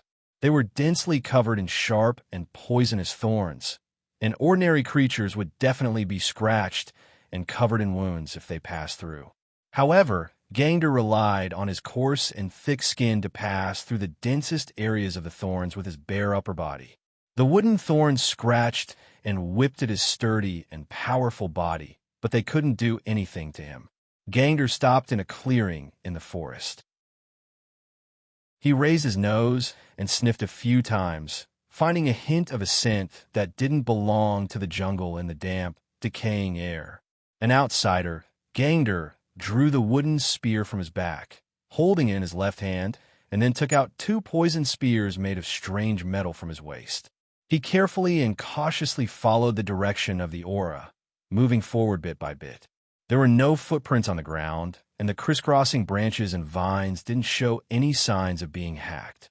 The special aura that remained in the forest was so thin that it was astonishing. From these circumstances, it could be determined that the intruders it was tracking were some fellows who were extremely proficient in jungle warfare. However, as a troll hunter, it was the master of this jungle. That was why it didn't feel the slightest bit of fear towards the upcoming battle, and instead felt a bit eager. Gangder slowly moved forward in the jungle. Its vigilant gaze continuously scanned all places where enemies could be hiding, but it didn't discover anything. However, the slight prickling of its skin clearly indicated that there were some enemies spying on it in a hidden and mysterious manner, just that it was difficult to distinguish their locations. Gangder narrowed its eyes, becoming more and more cautious. The jungle had become quiet at an unknown time, and the sounds of birds and insects that it was used to had already disappeared without a trace. The entire world was deathly silent. However, just as Gangder was at a loss for what to do, there was suddenly a soft pitter-patter from the depths of the jungle. A strange creature on a strange mount suddenly appeared in front of it. Gangder swept its gaze over, its heart trembling. What a terrifying monster it was! The one who came was a human boy with dark green skin, his entire body covered in strange patterns. At this moment, he was sitting on the body of an exotic beast that looked like a skinned toad, staring coldly at him with a pair of pale green eyes. Behind him, on the back of the toad beast, stood a thin, withered, ugly woman who didn't have much flesh on her body. She was also staring at it with her oily green eyes. Although he couldn't identify the other's true identity, the sinister and terrifying aura coming from her made Gangder feel one. 2 million points of enmity. Thus, Gangder didn't hesitate to attack. The 2 metal spears turned into 2 streaks of cold light, stabbing towards the 2 people on the toad beast's back. Gangder wielded a wooden spear that was over 3 meters long with both hands, directly launching a fierce charge. Faced with Gangder's attack, the ugly woman took a step forward, actually using her hands to grab the 2 metal spears. The sharp spikes on the metal spears pierced into her palms, infecting them with a strange poison. The ugly woman seemed to be completely unaware of the damage to her body, and was even more unafraid of the so-called poison. She raised her hands, tightly gripping the spears. Light green, poisonous smoke curled around it, actually corroding the metal spears to the point that they sizzled. In just a few flicks of her fingers, the metal spears were corroded to the point that they were riddled with holes. As the woman clenched her fists, they crumbled into powder that filled the air. Meanwhile, the troll hunter Gangder's attack was also blocked by the strange toad beneath them. It opened its mouth wide, and a sticky and nimble tongue kept flicking out, actually stopping Gangder 5 steps away. Taking advantage of this opportunity, the ugly woman waved her hands, and a large cloud of yellow-green poison swept towards Gangder. Gangder hurriedly retreated, barely escaping from the poison cloud. Unfortunately, the poison cloud seemed to be alive under the ugly woman's command. With a sweep, it caught up to Gangder's figure, enveloping him within. A moment later, Gangder coughed violently as he staggered out of the poison cloud. In just a few short moments, his originally grass-green mossy skin was already dyed red, as if he had been skinned alive. His breathing was hurried and difficult, and his throat and chest felt as if there were thousands of little bugs gnawing at them. His eyes were red and swollen, and tears welled up in his eyes. The skin all over his body felt as if it was being scorched by fire, Gangder didn't dare to stay any longer. As he turned around and ran, he cupped his hands by his mouth and let out a strange cry with all his might. The rhythmic cry quickly spread through the forest and soon reached a certain place in the distance. A few troll hunters with the same appearance and equipment as Gangder were searching in the forest. When they heard the cry, they immediately sprinted in the direction of the sound. Chapter 1168. Enemy discovered. As soon as they received this information, the troll army that was still 70 miles behind them immediately quickened their pace. Green-colored silhouettes shuttled back and forth in the dense forest, running at full speed, causing the entire forest to be alarmed and uneasy. Those jungle creatures, be they carnivores or herbivores, all tucked their tails between their legs and hid in their nests, whimpering and shivering. None of them dared to come out to investigate the situation. With a clear target, the troll army moved at an astonishing speed. In less than half an hour, the leading troll leaders arrived at a clearing in the forest and saw the troll hunter that was shrouded in yellow and green smoke. The other party was already on the verge of death, lying on a withered patch of grass, his body bent into a ball and coughing violently. And the purplish-black blood it coughed out, no matter if it landed on the verdant grass or the lush bushes, it would rise into a thick cloud of smoke. And the surrounding plants that came into contact with this cloud of smoke began to wither at a speed visible to the naked eye. Seeing this, the troll leaders couldn't help but retreat. A particularly tall and sturdy troll walked out from the crowd and shouted in a low voice, "Quick, go get Master Sanger." The troll warriors beside him received the order and turned into the forest. Not long after, the sound of branches breaking could be heard, and a skinny and frail-looking old man, Master Sanger, appeared in front of the crowd. Compared to the other trolls, Master Sanger appeared too thin and frail. His body was already severely bent, and he was leaning on a jet-black wooden staff that was even taller than his head. The head of the staff was full of strange decorations. There were beast teeth, polished stones, but most of them were miniaturized creature skulls that were soaked in herbs. Master Sanger was a grade 2 witch doctor, and long-term exposure to all kinds of toxic substances had greatly weakened his physique. He was wrapped in an old and simple animal skin robe, and his exposed chest and face were covered with strange patterns painted with indigo paint. Once he arrived at the scene, Master Sanger's eyes were attracted by the lingering poisonous clouds. "All of you back off, and be careful not to touch the smoke. They're all soaked with terrifying poison. Master Sanger, do you think these toxins can be removed?" The leader of the troll squad was an abnormally strong grade 3 hunter. Theoretically, its rank was higher than the old shaman, so it should be able to give her orders directly. Unfortunately, due to the scarcity of spellcasters in the troll kingdom, the witch doctors who had mastered a few elemental spells and the ability to cast poison were highly sought after. Wherever they went, they would be courteously received by the higher-ups. Hence, even a grade 3 troll hunter would have to treat a grade 2 witch doctor with respect and politeness. "Let me try." The sage witch doctor frowned. "The poison used by the enemy is a strange one that we have never seen before. They are not extracted from plant sap or animal poison glands, but an extremely tiny and terrifying living creature." "A living creature? Grandmaster, are you saying that these poisonous clouds are alive?" The giant demon leaders were stunned when they heard this, their faces filled with disbelief. "Yes, these things that look like smoke are actually made up of groups of tiny poisonous insects. That's why they are so hard to deal with." Speaking up to this point, the sage witch doctor took out a pine branch that looked like a musk and lit it up. The faint smoke that was released immediately drove the yellowish-green, poisonous clouds away. Seizing this opportunity, the sage witch doctor bent down and walked to the troll hunter who was infected with the evil disease.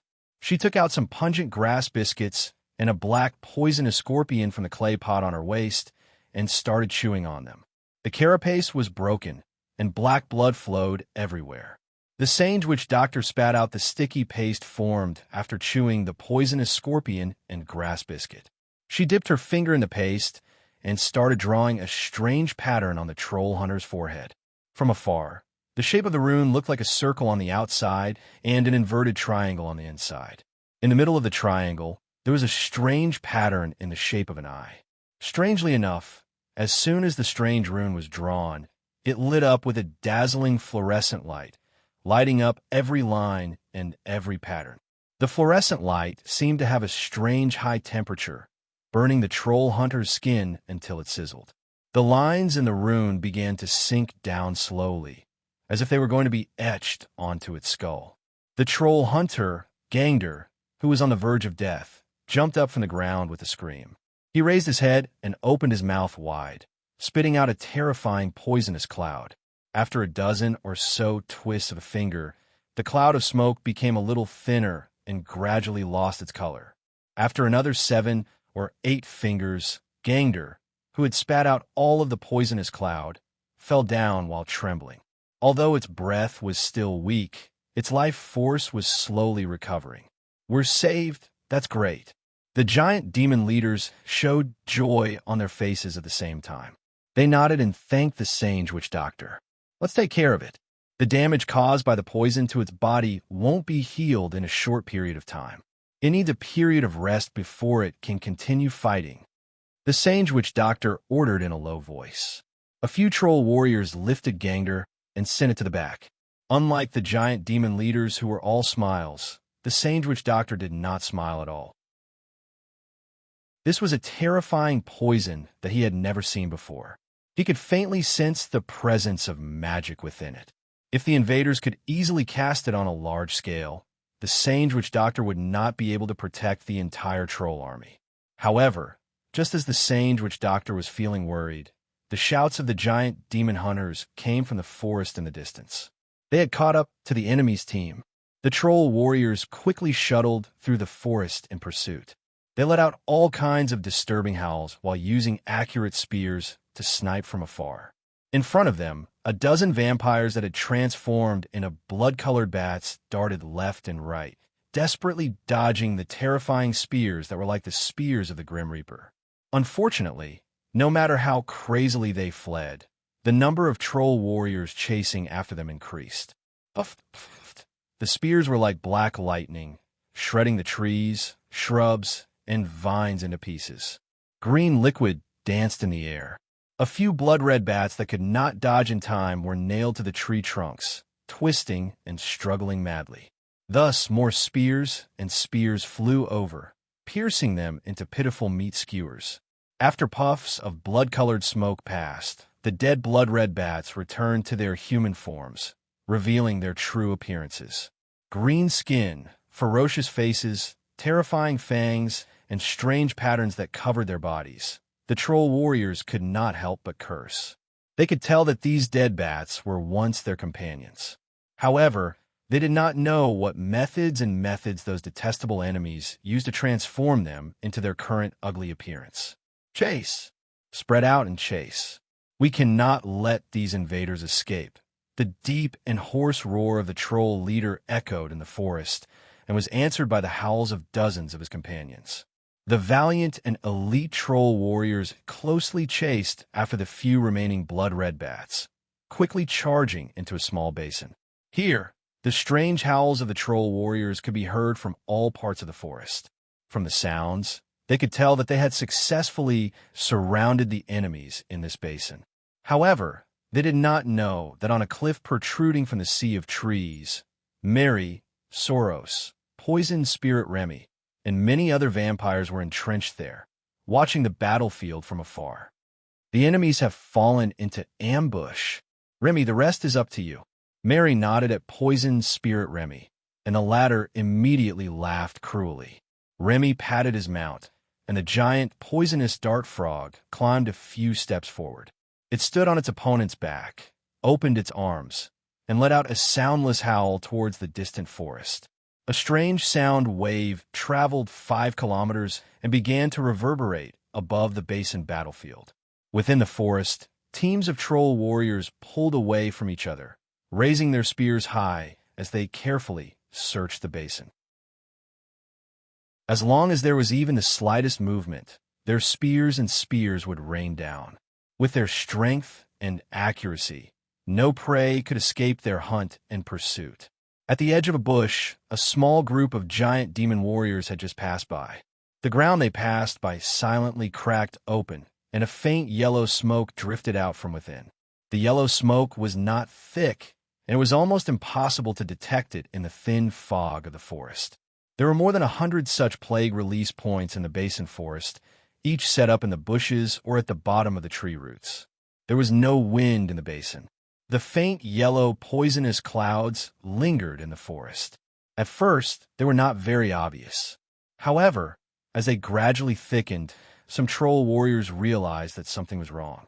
A troll warrior suddenly stabbed out with his long spear, piercing through the bark of a tall, ancient tree in front of him. From a small hole in the tree, he picked out a strange bug with a fat body that looked like a large maggot. It was still spitting out yellow poisonous fog. When the troll warrior brought the strange bug to his eyes to examine it closely, he accidentally came into contact with some of the yellow poisonous fog. He immediately felt dizzy, and his limbs became numb and weak. Trap! This is a trap. Retreat, retreat quickly. In the next second, the troll warriors' terrified and uneasy roars echoed through the entire forest. Unfortunately, they realized it too late. Unknowingly, the entire basin had already been completely covered by the terrifying poisonous clouds. The sounds of troll warriors coughing could be heard everywhere in the forest. Retreat, everyone retreat to the outside of the basin. The leader of the troll warriors shouted at the top of his lungs. Under his command, the troll warriors that had rushed into the basin scrambled to escape. Unfortunately, every troll warrior that escaped the basin was surrounded by the terrifying poisonous clouds that could not be dispersed. A few troll warriors that were too deeply poisoned rushed out and grabbed their own necks tightly with their hands. They fell to the ground and cried out in pain. The troll warriors' life force was strong enough, and their bodies were strong enough. Unfortunately, facing a terrifying plague set up by the level 3 poison spirit, they still could not withstand it. Chapter 1169. A terrifying plague broke out in the forest. Although the witch doctors tried their best to save them, more than half of the troll warriors were infected by the spores. All they could do was roll on the ground and scratch their bodies until they were covered in blood. The giant demon clan wasn't a bunch of fools. Although they weren't as smart as human wizards, they were still the rulers of the Hyzen Plain. Through a variety of tests, they finally discovered some flaws or shortcomings of the poisonous cloud. They were afraid of fire. The poison cloud wasn't inanimate, but a living organism made up of billions of tiny plague bacteria. That was why they were afraid of fire. After discovering this, the trolls immediately lit up torches and began to use the flames to burn the lingering poisonous clouds. Sure enough, as the flames surged past, the poisonous plague cloud emitted tiny crackling sounds of explosions. Most of the poison cloud was incinerated by the flames, but the infected trolls couldn't be incinerated like that. Thus, the troll leader could only gather them in a clearing in the forest and order the witch doctors to treat them as soon as possible. In order to save their companions, more than 20 troll witch doctors gathered together. They set up a huge iron pot in the middle of the clearing and quickly boiled a medicine that could expel the plague. They wore strange clothes, and their faces and bodies were smeared with strange patterns. They nervously danced around the iron pot and threw all kinds of mysterious herbs into it. Steam rose from the boiling soup, and a terrible, pungent, choking smell wantonly filled the forest. But one had to say, this witch doctor's method, which was filled with primitive and ignorant aura, really did have a certain effect. After inhaling the smell of the medicine, the infected who were struggling in pain in the forest calmed down a little, and their cries of pain became much softer. Mary and Remy, who were hiding in the dark and observing the trolls, couldn't help but shake their heads. After all, the plague could only be used as a support in the war. It couldn't be the main focus of the war. One of the main reasons was that the true meaning of the planar war was to accumulate resources and plunder people, building a stable colonial system that could continuously transfuse blood into one's family. During this process, the native forces of the Old World could not be completely destroyed. Instead, they had to try their best to preserve them. It could be imagined that if they used the plague or other witchcraft to kill all the trolls in one go, the Crimson family would lose tens of thousands of Grade 1 slaves. Later on, whether it was the establishment of large plantations or the development of mines, a large number of strong slaves were needed. Could it be that the Crimson family would have to transport a large number of slaves from another plane to develop the Heisen plane? Not to mention the huge teleportation fees, just the harsh and cruel environment here could kill most of the outsiders. One positive and one negative. This was an astonishing amount of expenses for the family. Hence, when Magi invaded those small planes, they would only choose to carry out surgical precision attacks on the upper echelons of the native forces. Cruel and terrifying methods were used to eliminate the stubborn members and leaders of the native forces, but their underlying structure still had to be preserved. Once all of them were killed, the wizard families would not be able to spare enough manpower to rebuild a stable power system that could rule this world. Hence, the heads of the Troll Kingdom had to be chopped off, but their bodies had to be preserved. Only then would it be convenient for the Magi to replace them, establishing a ruling class that was few in number but had deep control over the natives. Hence, when the War of Plagues was launched, the Magi had to strictly control the area and extent of the spread of the plague. They could not kill the goose that laid the golden eggs and throw the world into chaos. The plague that Remy, the plague spirit, controlled was undoubtedly very powerful. However, this was another world, after all. The laws of the plane and the way the elements operated were very different. Hence, the infectiousness, lethality, and survivability of the plague were suppressed to varying degrees. On top of that, the trolls were all strong and healthy, possessing tenacious vitality and strong magic resistance. This was why Remy's plague could never reach the level where he could transform them into plague creatures.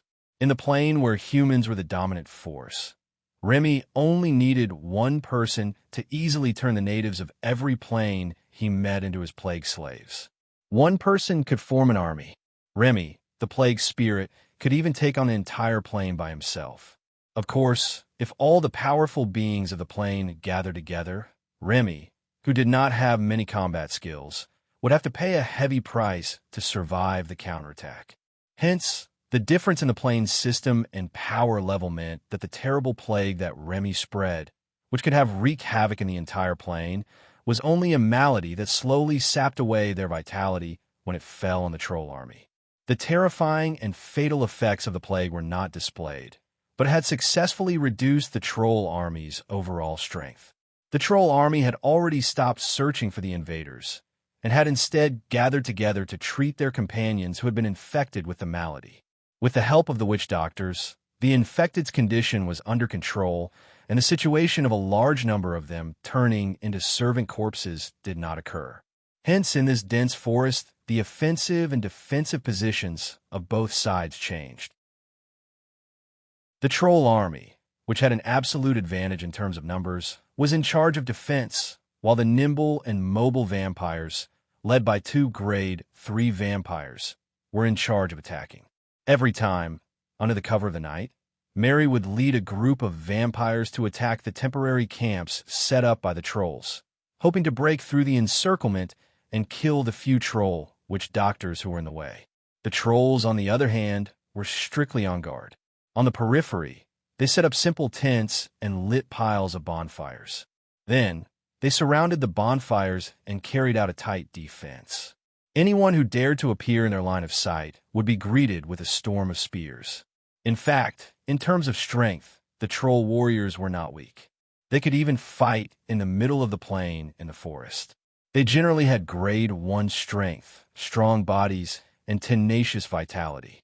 In close combat, they were not weaker than ordinary Grade 1 body-refining wizards. In close combat, they had strange wooden spears that were as hard as steel and poison spears. In mid-range and close-range combat, their spears were heavy and powerful and their accuracy was extremely high.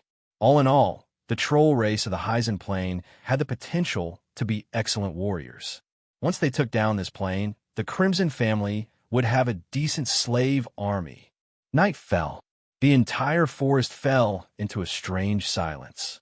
The night wind blew, and the sound of leaves rustling against each other rose and fell like the waves crashing against the shore. And under this tranquility, who knew how many people were quietly moving, lying in ambush, and keeping their guard up? On the outskirts of the troll camp, large and bright bonfires were lit. At this moment, a troll chieftain with the strength of a grade 3 primary troll was standing alone between two bonfires, roaring furiously at the gloomy, dark forest. In front of and behind him, rows of wooden spears were stabbed into the ground. Hanging from his waist were 5 metal spears that clanged against each other. In the darkness of the distant forest, in the luxuriant crown of a tall, ancient tree, Mary silently sized up the brave troll leader through the swaying branches. She cannot help but speak. Who knows what this bastard is yelling about? When one first arrived in a different plane, they would look for the natives and absorb their knowledge and memories to grasp the basic situation of the plane. This was an ability that every qualified magus had to have. In the magus system, the extraction of memory fragments and the extraction of language abilities were rather common magi methods. It was a pity that Mary had no intention of learning the crude and primitive language of this plane. Hence, seeing the troll leader covered in red and green roaring continuously, in Mary's eyes, it was no different from a gorilla that was beating its chest and roaring angrily. Intelligent beings, they're not worthy. Master, this fellow seems to have issued an honor challenge. Winlier, who had relied on Mary's favor to become a grade 2 vampire, explained softly. Honor challenge? This is a strange rule in the Troll Kingdom's sacred code. Any troll noble has the right to issue an honor challenge to their enemy. This challenge is limited to both parties, and no third party is allowed to interfere. Otherwise, it will be seen as a challenge to the authority of the Quetzalcoatl. Oh, hearing this, Mary's interest was piqued.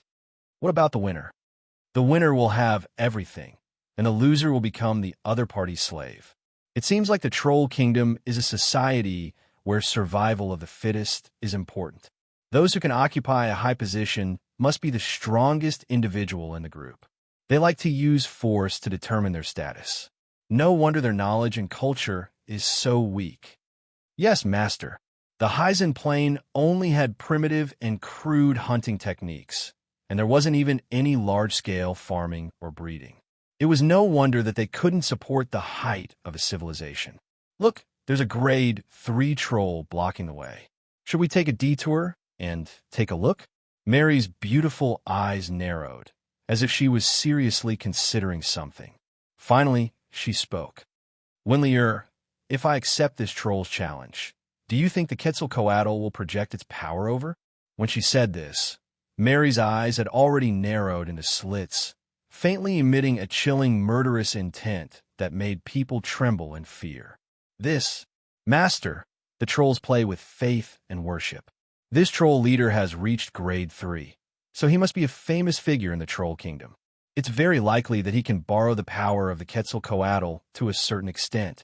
If we fight with such an opponent, we might not be able to grasp the situation, so it will definitely descend. Sooner or later, we'll have to fight with that fellow. Rather than running into its nest to fight, it's better to test it out here first. You guys wait here. I'll go meet that reckless guy. Chapter 1170. Seeing that the enemy had appeared, the roaring troll leader suddenly quieted down. 50 meters behind it, countless indigo figures stood silently on top of the crude camp, watching the battlefield from afar. They had no intention of running out to help. The troll leader stood between the two bonfires, slowly stretching his body. It took off the animal skin that was half draped over its body, revealing its steel-like upper body, as well as the countless crisscrossing scars on it. It only had a pair of short leather pants left on its body. Its strong and vigorous muscles wriggled slowly, and its joints crackled continuously. On its exposed body, apart from the countless scars that represented the glory of the many battles it had fought, there were also colorful and strange patterns smeared on it.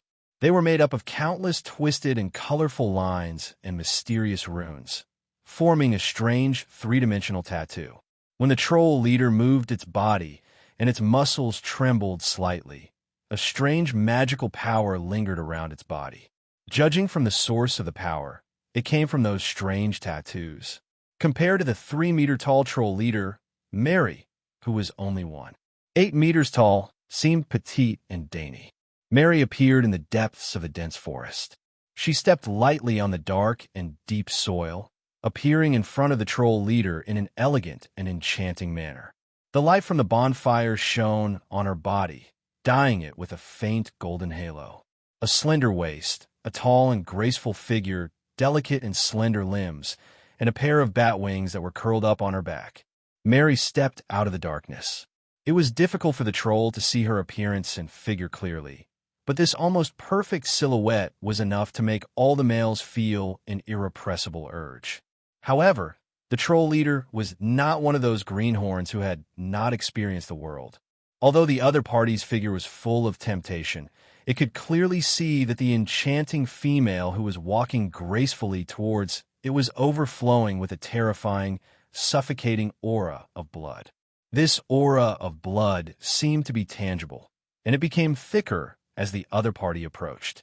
In the troll leader's eyes, the other party seemed to be wrapped in a transparent blood-colored scarf that danced with the night wind. Such a strange scene did not bring it the slightest sense of beauty. Instead, it made it feel a deep chill that seeped into its bones. If the troll leader had a brain, it would understand that this was a typical manifestation of energy. For no reason, the troll leader felt his throat go dry and a chill run down his spine. More importantly, it had a terrifying feeling of being frozen from the cruel and tyrannical battle just now. The troll leader shuddered and immediately understood that its spirit had been suppressed by the terrifying aura of blood on the other party's body. That was why it fell at a loss like a newbie. Roar! The troll leader immediately roared at Mary, who was slowly walking towards him. His ferocious eyes glared at her, and he bent down to pull out a spear from the soil in front of him. He threw it as fast as lightning. His movements were so swift that the brown spear covered in strange wood grains had already shot out like lightning, while the soil was still slowly rising when the spear was pulled out. It pierced through Mary's heart and disappeared into the dark depths of the forest where it was hard for light to reach. Good! Lord Kanoa is mighty. Countless cheers of different accents rose into the sky, mixed with the rise and fall of whistles. However, the clamor of cheers quickly died down. That was because the strange female's figure had slowly disappeared along with the night wind. What the troll leader had sniped just now was just an illusion left behind by the other party. Just a small trick. Come out. The troll leader could no longer maintain his composure. With a muffled groan, he stomped his broad feet on the ground, and a shockwave visible to the naked eye rippled out in all directions. In the blink of an eye, a hazy blood-red figure appeared 10 meters behind him. From the looks of it, the other party seemed to be planning to launch a surprise attack. At such a close distance, there was no time to use a spear. The troll leader swiped his right hand behind him and grabbed the spear. His left hand flashed quickly, and in an instant, he shot out a few spears from his waist. Mary was still smiling faintly, and the strange blood-red dagger in her hand swung a few times to deflect the incoming spears. Then, her slender and nimble figure circled around the troll leader at lightning speed, dodging the spears in his hand. Every time the blood-red dagger in her hand flashed, a terrifying wound would appear on the troll leader's body. Suppression. It was a complete suppression. In front of a peak-tier 3 vampire sorceress like Mary, the troll chieftain was powerless to retaliate. The dancing poison spear could not catch up to Mary's figure at all, let alone deal any damage to her. However, the troll leader's full strength was not to be underestimated. Although the spear in his hand could not catch up to Mary, he could still pose a huge threat to Mary, who was close to him, by tightly defending himself. Although his body was bloody from Mary's cuts, it was only limited to some unimportant parts with thick skin and thick flesh. The parts that could truly pose a fatal threat were still tightly guarded, not giving the other party any chance to attack. Such an oppressive scene was witnessed by the troll warriors watching from behind. All of them breathed heavily, their eyes bloodshot, and the wooden spears in their hands creaked as they gripped them tightly. If even they were so excited and irritable, the troll leader, who was still fighting on the battlefield, became even more violent and cruel. However, under the huge gap in strength, all of his efforts and bravery were futile. If the situation continued like this, Mary could easily KO this troll leader. The price she had to pay was a little loss of blood energy and a slight injury to her flesh. These could be quickly replenished after the battle. That was why Mary could kill this seemingly powerful troll leader without suffering any losses. The reason for this was that the difference in overall strength between the two was too great. The so-called overall strength, apart from individual ranks, also included physical fitness, skill system, bloodline talent, battle techniques, and weapons and equipment. In these aspects, the troll leader's physical fitness and battle techniques could barely be classified as grade 3, but the other aspects were severely lacking. In Mary's eyes, this troll leader had grade 2 strength, grade 3 vitality, grade 1 agility, and grade 1 spirit. As for the skill system, it was almost entirely close combat, killing techniques. Such a method might be effective against companions who also lacked extraordinary power, but against Mary, who had extraordinary agility and strange blood witchcraft, it was like a wild boar trying to catch a monkey. She would be toyed with by the other party, but she could not do anything about it. Not only did he fail to injure Mary, but he instead became riddled with wounds. The troll leader became more and more violent and wild. He panted heavily, like a clumsy wild boar chasing after strange phantoms that could be broken with a single poke. However, its body would always inexplicably feel a stinging pain, and then a terrifying bloody wound would appear. The wounds that had been cut by the bee-sting dagger had a faint layer of blood on them. Even with the troll race's terrifying physical recovery ability, if the strange energy on these wounds wasn't expelled, it would be difficult for them to heal themselves. After fighting for half an hour, the troll leader had only used one burst of strength to leave a shallow wound on Mary's body. He himself was already drenched in blood, and his entire form looked extremely terrifying. The troll leader was already extremely furious. The blood on his body had already circulated and boiled to a certain extreme, and the ripples of power from his roars were starting to become clear. Finally, with an earth-shaking wild roar, the troll leader raised his spear to the sky, and an extremely violent golden lightning descended from the sky, striking the tip of the spear precisely. Thunder roared, and electricity flowed everywhere. The dazzling lightning that filled the sky engulfed the troll leader, and also activated the wonderful and strange magic patterns on the surface of his body. All the magic patterns lit up at the same time, making him look like a terrifying demon god wrapped in destructive lightning that could destroy the world with a wave of his hand. The trolls who were watching the battle in the camp all knelt on the ground and prayed devoutly with all their souls, welcoming the arrival of the great will of the soul. Mary originally wanted to launch a surprise attack while the troll leader was distracted. Unfortunately, the blood-red figure had just broken through the lightning when she was burned by the drifting golden lightning, and her body was numb. If she hadn't retreated in time when she sensed that something was amiss, the lightning storm that followed would have caused terrible damage to her. Damn it, this summoning ritual really couldn't be interrupted, Mary muttered angrily as she dodged 100 meters away, quietly observing the changes in the troll leader. The golden lightning was meandering around the troll leader's body.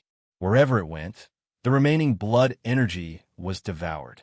Its damaged body was also recovering rapidly under the nourishment of the powerful energy. All the wounds were healing and healing at a speed visible to the naked eye. The giant demon leader's muscles swelled once again, and his bones were also stretched and elongated. His entire body expanded from 3 meters to 5 meters, turning into a terrifying demon god wrapped in lightning armor. His every move could shake the heavens and the earth. The troll leader kept roaring at the sky, venting the inexhaustible power in his body to its heart's content. When the transformation of his body came to an end, he suddenly stopped roaring and lowered his head. 2 dazzling, ferocious eyes stared at Mary's body. Even with Mary's brutality and cruelty, she couldn't help but shudder when she saw the other party's gaze. The vigorous fighting spirit in the depths of her heart also stagnated. Feathered serpent god? Or perhaps it was just a weak trace of the Quetzalcoatl's original consciousness, as expected of the indigenous totem god of a low-level dimension. He couldn't even tell that this was a trap and stepped right into it. Should I say that he's brave and fearless, or that he's ignorant and fearless? Mary silently retorted. Finally, a trace of cruelty and mockery appeared on her face. Chapter 1171.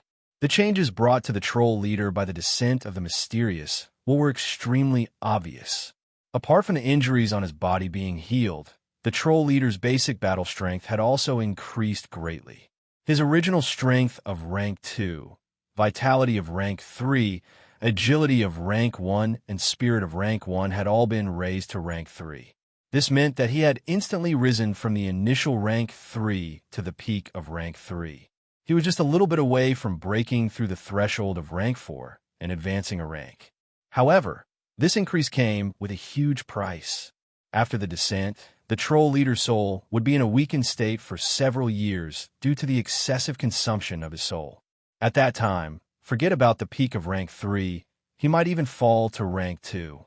In the troll kingdom, where individual strength was the dominant factor, his status and authority would be greatly challenged. However, for a troll who was about to lose an honor challenge, there was no price he wouldn't pay. After choosing to invite the god's descent, the troll leader's overall strength immediately rose to a level that even Mary had to be careful of. The dazzling lightning surrounding the troll leader's body contained traces of mystical divine energy, possessing the terrifying might to dispel and destroy all types of energy. Furthermore, after the descent, the troll leader could channel the power of lightning into his spears, javelins, and spears, causing every attack to be imbued with terrifying golden lightning. And this was the biggest threat to Mary. Mary chose to circle around the troll leader and engage in guerrilla warfare until she found a flaw in his defense before launching a swift and fierce sneak attack. With her extraordinary agility and the sharp stingers in her hands, her explosive power was enough to break through the basic defenses of most opponents of the same rank. Moreover, the troll leader was practically naked in battle. His basic defenses were all based on his thick skin, tenacious vitality, and shocking regenerative abilities. Against a fellow like this who relied on the defense of his body to neutralize his opponent's attacks, the magi that Mary represented had many methods to make him suffer. Using one's physical body to defend against witchcraft and witchcraft tools, such a method was too primitive, too inferior. The appearance of the golden lightning allowed the troll leader to have some long-range attacks, and even gave his mid-range and close-range attacks the ability to splash lightning. But in the face of Mary, who could appear and disappear unpredictably and create doppelgangers at will, the troll chief's attack was still not enough. However, the intensity of the battle had increased by 1,000 times. At the very least, the troll leader occupied 99% of the initiative in the battle. No matter where his golden spears fell, they would explode with a deafening roar. Hitting the tree, the ancient tree exploded and collapsed. When struck the ground, the earth cracked and a charred crater appeared. Even if the attack missed and the golden spear fell into the bushes, it would still cause an earth-shattering roar, electrocuting everything within a dozen meters into a pile of unrecognizable charcoal. Mary's crimson figure was forced to dodge and move around by the golden lightning. Every time, she narrowly dodged the golden spears and then struggled in the golden lightning that exploded. The wooden javelin carried a golden thunder that possessed an extremely annoying lightning splashing ability. Once the spear was thrown, the golden lightning on the spear would scatter in all directions like water droplets. Mary might be able to avoid the attacks of the javelins, but it was difficult for her to avoid the lightning attacks that could kill everyone. As a result, scorch marks appeared on her delicate and beautiful body, and the bat wings on her back were pierced with countless small holes. She looked extremely wretched. She was clearly at an absolute disadvantage on the battlefield. But her crystal-clear scarlet eyes still shone with the fervor and determination of having prey in hand. Seeing the troll leader display his invincible might and use his crazy bombardment to force the invader to the point where she could not even stand, all the troll warriors watching the battle could not help but feel their blood boil. Their will to fight blazed, and they struck the ground with their spears, producing a thunderous sound that sounded like war drums. A fierce and dangerous battle, a tyrannical aura that held life and death in its hands, was born. But just as the troll warriors were in high spirits, the situation on the battlefield suddenly changed. The situation changed so quickly that it was hard to imagine. With a sharp whistle, another golden spear flew out, drowning the crimson figure in the lightning storm that swept out. The troll leader grinned as he reached out for the next spear, but strangely, he touched nothing. The troll leader was stunned. He looked down and was surprised to find that the rows of spears that had been stuck in his body had all been used up. All the spears had been used up, but just as he was in a daze, the lightning storm that had exploded in the distance suddenly parted. A slender figure with a hint of blood and iron suddenly rushed out, closing in on him with lightning speed. The troll leader laughed wildly. He kicked with his left foot, and the spear that had been stuck in his side jumped into his hand. Then he met the opponent's incoming momentum and stabbed at the opponent's lower abdomen.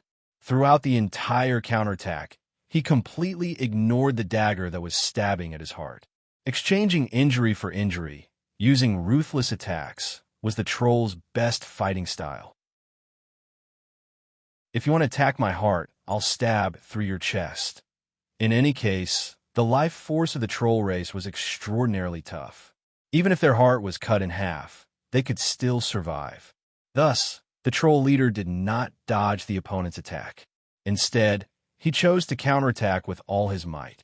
According to the usual process, at this moment, the opponent would naturally choose to dodge. And the troll leader could take advantage of the moment when the opponent switched between attacking and defending, and when the body moved, to create some eye-catching damage. But to its surprise, the other party didn't even try to dodge and charged at it. In terms of the length of a single weapon, the spear undoubtedly had a great advantage over the short dagger. With a dull thud, the tip of the spear pierced into Mary's lower abdomen, and then came out from the back of her waist. The entire spear had directly pierced through her. Even so, Mary's fierce face did not show the slightest fear.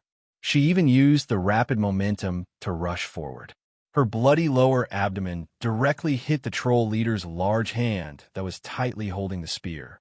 At this moment, the two of them could smell each other's breaths, and their eyes met. The troll leader shuddered.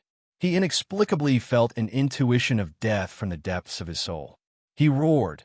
An incomparably violent golden lightning madly flowed along the spear into the opponent's body, intending to explode it into pieces of flesh and blood. At the same time, the troll leader's arms shook violently, wanting to directly throw the opponent away. However, just as his muscles bulged and his strength exploded, he felt a sharp pain in his chest. His chest and back were simultaneously attacked by the enemy. Shadow Clone Technique plus Concentrated Strike. The Shadow Clone came from the runic battle technique that Mary had mastered, while the Concentrated Strike was a high-grade battle technique that came with the Wasp Stinger Dagger. Mary concentrated the strike from the front, while the Shadow Clone attacked with all its strength from the back. In addition, Mary also used the power of her Blood Master to absorb a portion of the power from all the vampire subordinates and added it to this attack. Thus, Mary disregarded her own safety and exploded with all her strength. A small hole was pierced through the troll leader's heart, and then under the impact of the surging blood power, it exploded into a ball of blood paste. There was a dull thud. Two eye-catching fountains of blood spurted out from the troll leader's chest and back, mixed with countless broken pieces of the heart and twisted and broken blood vessels. Even after suffering such a heavy injury, the troll leader still did not die. Instead, he madly roared and shot out countless blinding lightning snakes from his body. Mary cried out in alarm. Her body, which was hanging on the spear, instantly turned into a bloody mist. She struggled to escape from this terrifying lightning storm. Unfortunately, no matter how fast she escaped, she was still affected by the lightning storm for a moment.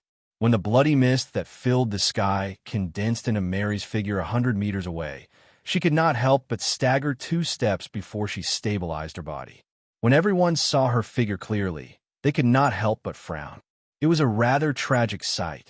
Her delicate body was charred black, and the surface of her skin had already been burnt into pieces of charcoal. There was a huge bloody hole in her chest and abdomen that went through the front and back. Only the edge of the wound was connected to the top and bottom, and the scorched and damaged spine inside was also clearly visible. As for the flesh near the bloody hole, it was almost cooked by the lightning, and wisps of faint black smoke rose from it. A choking and pungent smell of burnt flesh filled the air. The onlookers instantly quietened down. In the time it took for a spark to fly off a flint, the 2-peak type 3 powerhouses had unleashed their strongest attacks on their enemies. The damage caused to the enemy was also shocking. The troll leader raised his hand and condensed a bolt of lightning, pressing it against his chest. After a series of sizzling sounds, he actually used the power of lightning to seal the bloody hole in his chest, stopping the loss of blood and energy in his body. As for the wound on his back, he no longer had the strength to deal with it. He could only use his spear to support his body. Looking at Mary, who was also on the verge of collapsing, his hideous indigo face revealed a trace of ruthlessness and cruelty. Ha! Ha! Ha! His laughter began to become intermittent. Competing with us trolls in terms of vitality, I will let you die. Extremely sullen. Without the heart, we can still live.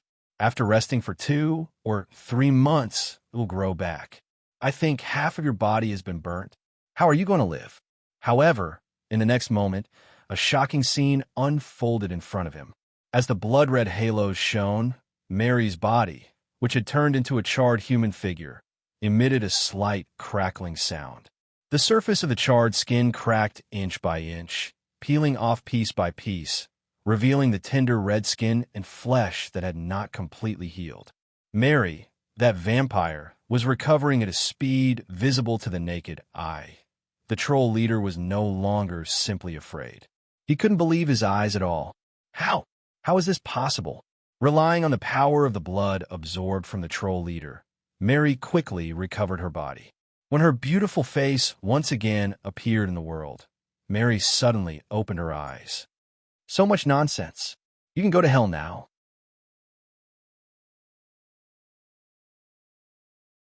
Chapter 1172. The troll leader was dead. In truth, it had died from its own blood attack. Since it had used up too much of its lightning energy, it had lost the protection of the Quetzalcoatlus. The bloodline energy that Mary had poured into its body was the key to causing its blood to flow in reverse. Although the troll race could still survive after losing its heart, the blood that flowed in reverse entered its brain and destroyed 2 of its core organs. Even with the strength of the troll leader, it still died in an instant. As for the mysterious will that had descended on the troll leader's body, it didn't even have the chance to display its strength before it silently dissipated due to the sudden death of its host. In truth, Mary had overestimated the Quetzalcoatlus. According to the level of power, just now, the troll leader hadn't descended at all. It could only be considered a secondary projection. The Quetzalcoatlus had responded to the troll leader's prayers and transferred a portion of its power to the troll leader's body through a channel, allowing it to undergo a power transition. In terms of power alone, Descended would undoubtedly transmit more complete power, and it would even carry a portion of the opponent's consciousness. As for projection, it only involved the transmission of power. It didn't have a true consciousness, and it couldn't bestow any special divine abilities. However, the feathered serpent god also seemed to be interested in this duel. His consciousness was also silently observing Mary's every move through the channel of information. After all, strange creatures like vampires didn't exist in the Hyzen plane. As such, Mary's blood-sucking attack and blood-sucking regeneration attracted the Quetzalcoatl's interest. As for the bit of origin energy it had lost to the troll leader, it didn't care too much. After winning the Battle of Honor, Mary had won everything the troll leader had. As such, when she dragged the mangled body of the troll leader and that heavy spear step by step into the forest, the entire troll camp was silent. All the troll warriors watched silently. They didn't roar, nor did they get angry. Instead, they looked at the petite Mary with a trace of fear and respect. The troll leader, Kano, could be considered the most powerful troll warrior in the Hyzen plane. If even he couldn't resist that terrifying vampire witch, then who among the remaining troll warriors could defeat the invader? The Battle of Honor immediately crumbled the morale and confidence of the troll army. Night fell. Before the sky had even brightened, the troll legion had silently retreated. This time, they also took their companions who were infected with the plague with them. This was also the tradition of the trolls. They would never abandon their companions easily. To this, Mary naturally welcomed it with open arms. Those trolls clearly hadn't suffered enough from the plague. Perhaps they thought that the witch doctors in the troll kingdom could get rid of the plague, or perhaps they trusted the Quetzalcoatl too much. In short, they actually brought a group of troll warriors who had been infected with a terrible plague back to the core of their country. This was exactly what Mary and the others had been hoping for. Mary sent out a small team of blood thralls to closely follow the troll troop, while she and a group of subordinates hid in the depths of the forest, carefully studying the troll leader's corpse. With the trolls' rough character and muscular heads, they obviously did not realize that they had not only thrown the troll leader's corpse to Mary, but also traces of the Quetzalcoatl's aura in its body. Such a rare and precious spoil of war had fallen into Mary's hands so easily, which made her feel somewhat incredulous.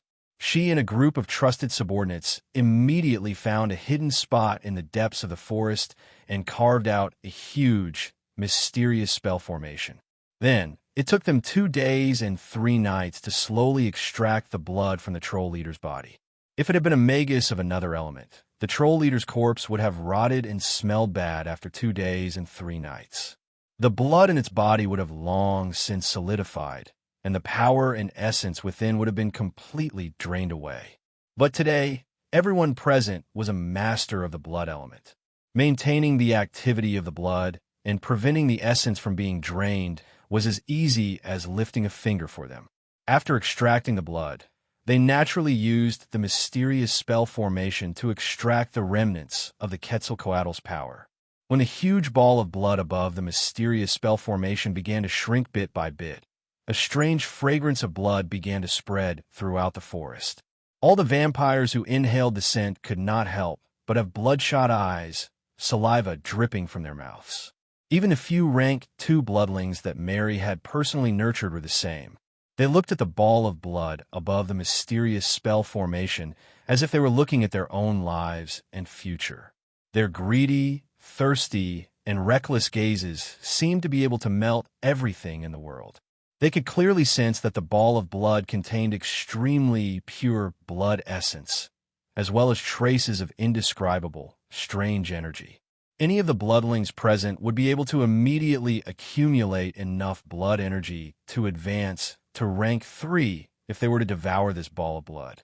Of course, as Mary's direct subordinates, they still needed the approval of the Blood Lord before they could advance. Not to mention the subordinates who lived by blood. Even Mary had to use a great deal of spiritual power to suppress the restless vampire instincts deep in her heart when she stared at the blood ball. Only then did she stop herself from pouncing on it and gobbling it up. However, While this ball of blood could turn any rank 1 or 2 vampire into a rank 3 vampire, it still could not turn Mary from the peak of rank 3 to rank 4. At most, it would increase Mary's blood energy reserves and make it purer, but it would not cause any qualitative changes. Of course, if the blood in this ball of blood was completely replaced with the blood of the winged serpent god, then Mary would be able to advance to the throne of rank 4.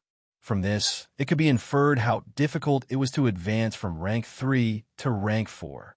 It had to be known that in most planes, rank 1 and below were considered ordinary creatures, while rank 1 and above were considered extraordinary creatures. However, among extraordinary creatures, rank 4 was an extremely obvious threshold. Rank 3 could be seen as the limit of extraordinary creatures, and only rank 4 could reach the level of gods. In the world of gods, the initial rank to become a god was rank 5. As such, all rank 4 creatures were called demigods. This meant that after advancing to rank 4, half of your body and soul would become a divine creature. If a demigod in the world of gods was willing to compromise with the plane's consciousness and contribute a portion of his soul, there was a high chance that he would have an immortal soul. A demigod with an immortal soul was almost immortal. Even if they were killed by an enemy, with the passage of time, their soul would gather again under the plane's care and be resurrected through reincarnation. However, rank 4 magi in the Magus world did not have such preferential treatment. However, there were many spells in the witchcraft system that could hide life, escape souls, and substitute puppets to avoid death. However, these spells could only be used on magi who had been killed by their enemies. Once a Magus life source was exhausted, no amount of witchcraft would be able to save him. Hence, when Mary sensed that the strange energy in the ball of blood could play a key role in her advancement, she immediately ordered for it to be extracted at all costs. Mary and her party stayed in the forest for more than 20 days before completing this mission with great difficulty. When the vampires set off once more, following the traces left behind by the blood thrall towards the troll kingdom, a light blue crystal the size of a soybean appeared in Mary's hand. This was a strange energy crystal that had lost all of its blood activity. However, it still had the characteristics of power that blood crystals and magic crystals could not replace. If Grimm was here, he would have told Mary that this was a dual attribute crystal formed from the power of lightning and the power of faith. The greatest value of this crystal was not the energy within, but the power of the law of lightning. Without the existence of faith, the law of lightning would not have been able to materialize, much less solidify in this strange form. If Mary could bring it back to the Magus world, the elemental magi that trained in lightning spells would definitely be willing to buy it at the price of a level 4 item. In the Magus world, the starting price of a level 4 item was more than 2 or 3 million magic crystals. Mary repeatedly fiddled with the power crystal and finally resisted the urge to swallow it in one gulp. The energy within the crystal was not enough for her to advance to level 4. Therefore, the most important thing to do was to find a way to get more God's blood from the source of this power crystal.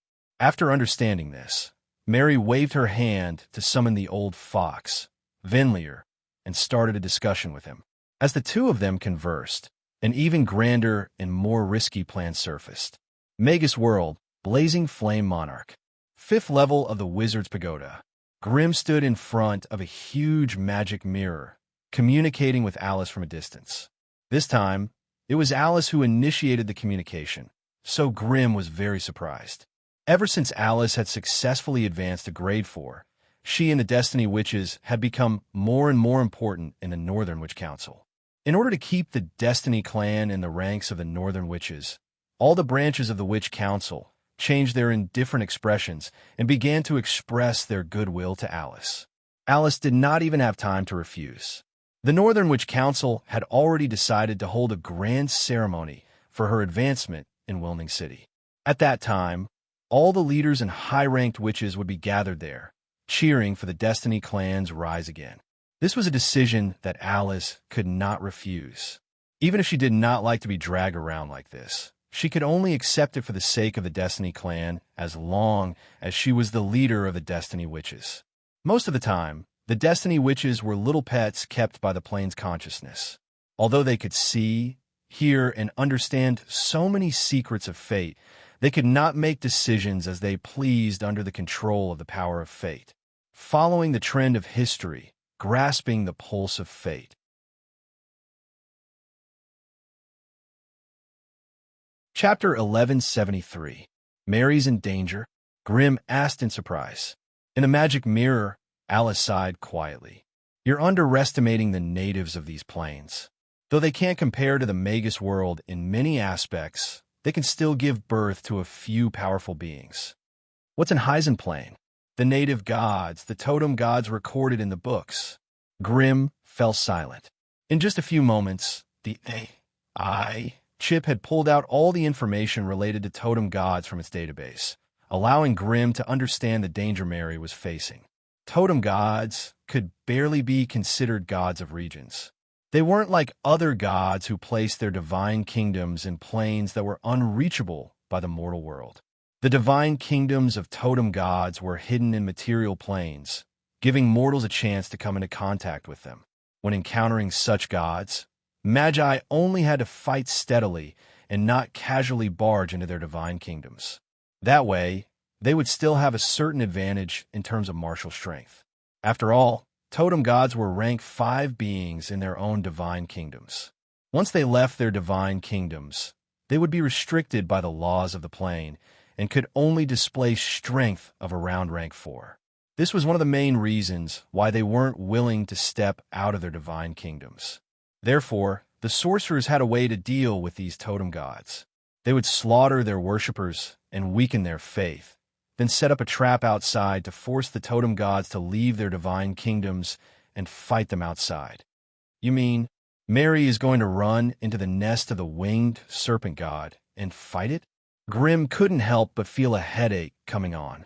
Looking at the current situation, it's hard to say if Mary is lucky or unlucky. Alice sighed faintly. She's lucky.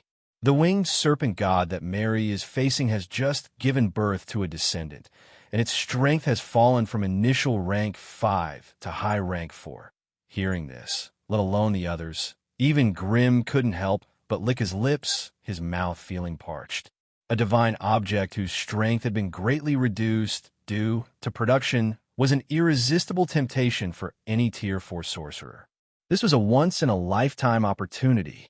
However, after spending so many years in the sorcerer world, Grimm knew that there were always risks and opportunities that went hand in hand. The greater the benefit, the greater the risk. There is always a direct proportion between the two. You haven't said misfortune yet, Grimm asked calmly. That Quetzalcoatl seems to be feigning weakness. When Mary led the vampires to invade its kingdom step by step and wantonly slaughtered its people, it also chose to show weakness and lure the enemy in. Currently, Mary is leading people to the capital of the troll demon kingdom. That is also the nest of the feathered serpent god. At this point, Alice glanced at Grimm with a worried expression. I can sense that there will be a fierce battle between the two sides in the future. However, I still couldn't see how the situation would develop. After all, that place is the feathered serpent god's lair, with the power of faith shrouding it. Even though I've reached Tier 4, I can't see through the lair's defenses, much less see how the situation unfolds. Does that mean Mary will be in danger? Grimm asked in a low voice. That's a different plane. My fate perception can't reach that far. However, I can sense that Mary is at a huge turning point in her fate. One step is life, the other is death. There are too many factors that will affect the future. I'll immediately inform Gargamel and Meryl. We'll do our best to help Mary. The demonic mechanical legion, demonic puppet dragons. I want all of them transferred. I don't believe that the bodies of the natives of this plane can withstand the impact of the berserk magic machines. If that Quetzalcoatl wants to play dirty, I'll send people to destroy its nest. When Grimm heard that Marie was in danger, his anger flared up. Ahem, you still don't understand what I mean. Alice sighed again. This is a dangerous situation, but it's also an opportunity.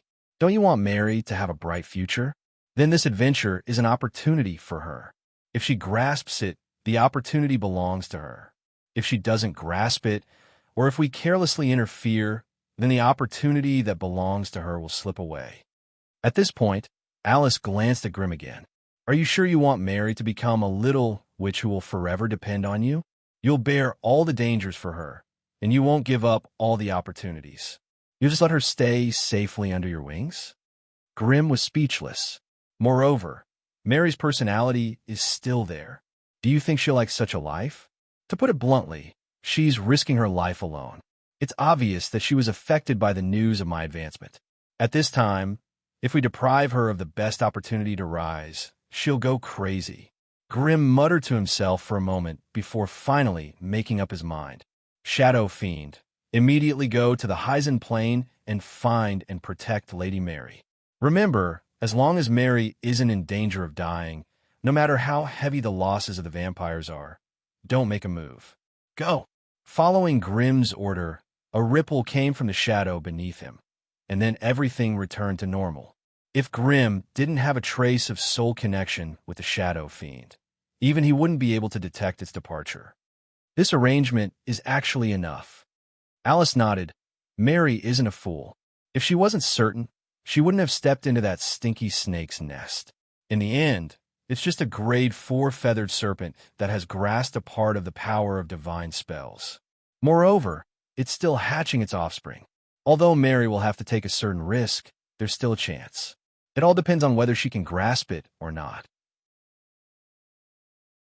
Since he had already made arrangements, Grim forced himself not to think about what happened in the other plane. Instead, he changed the topic. How did you advance to grade 4 this time? Could it be related to the child of the plane you mentioned last time? Speaking of this, Alice's face immediately lit up with joy. The reason why I was able to advance this time is all because of the strange soul you brought back from the Morian plane. Relying on her, I abducted a huge amount of power of destiny from the dying Morian plane, and only then was I able to advance. What about that soul? She brought me the power of destiny, and I gave her an energy body. Now, she's in my Tower of Destiny, locking herself in my private library. She's almost desperately memorizing the knowledge of witchcraft. She's an arcane apprentice, and she's also a child of the plane. Aren't you worried that she'll cause trouble in the future? Let her cause trouble, Alice said leisurely. It's not me who's protecting her now, but the sorcerer world's power of destiny. I don't know what the plane's consciousness is thinking about her, but it's obviously treating her differently. Seeing Alice mention this, Grim hesitated for a moment, but finally couldn't help but ask. Alice, with your knowledge, what's the essential difference between us wizards and arcanists? Could it be that we have a common origin? Alice smiled faintly. We're wizards, not mages nor arcanists. We came from chaos, and will eventually return to chaos. Even if we're seen as evil by all beings, it can't change our origin. If we want to become wizards, danger, taboo, and the unknown will always be with us. Those sorcerers and arcanists were originally of the same origin as us. However, for the so-called spreading of civilization and knowledge, they eliminated the part that belonged to chaos in the original system time and time again. All the dangerous and unknown parts of sorcery were removed, and they were castrated into spells or arcana that could be cast and released in a systematic way. That's right. That's right. This indeed improved the universality of witchcraft, allowing those who were originally talented or not to be able to become a member of the system. However, this kind of castrated witchcraft will also be greatly weakened, and it will also lose the trace of the origin connection with the plane world. Moreover, what determines the strength of a spellcaster group is the number of members, or the power of the leader. Grim, you're already a grade 4 wizard, so you should be able to understand between a grade 4 and 10 grade 3, which is more valuable. Just look at you now. How many grade 3 wizards do you need to be able to fight against you? 10, 100, or even 200.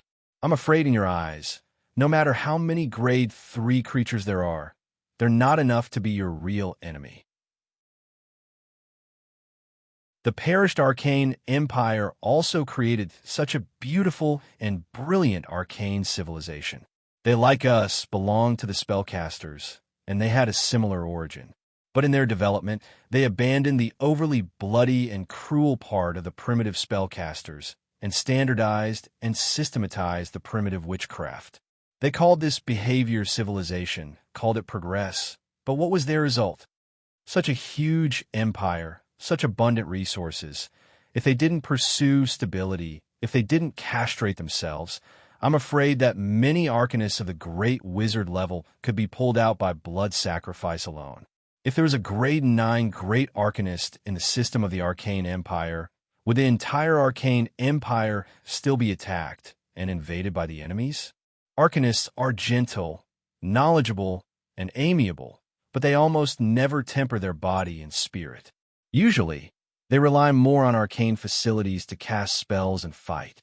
Wizards are evil and selfish, and they almost never care whether their means are in line with the perception and value orientation of the secular society. Even in many cases, wizards will be cruel to their own kind, and they don't reject forbidden witchcraft such as blood sacrifice and voodoo.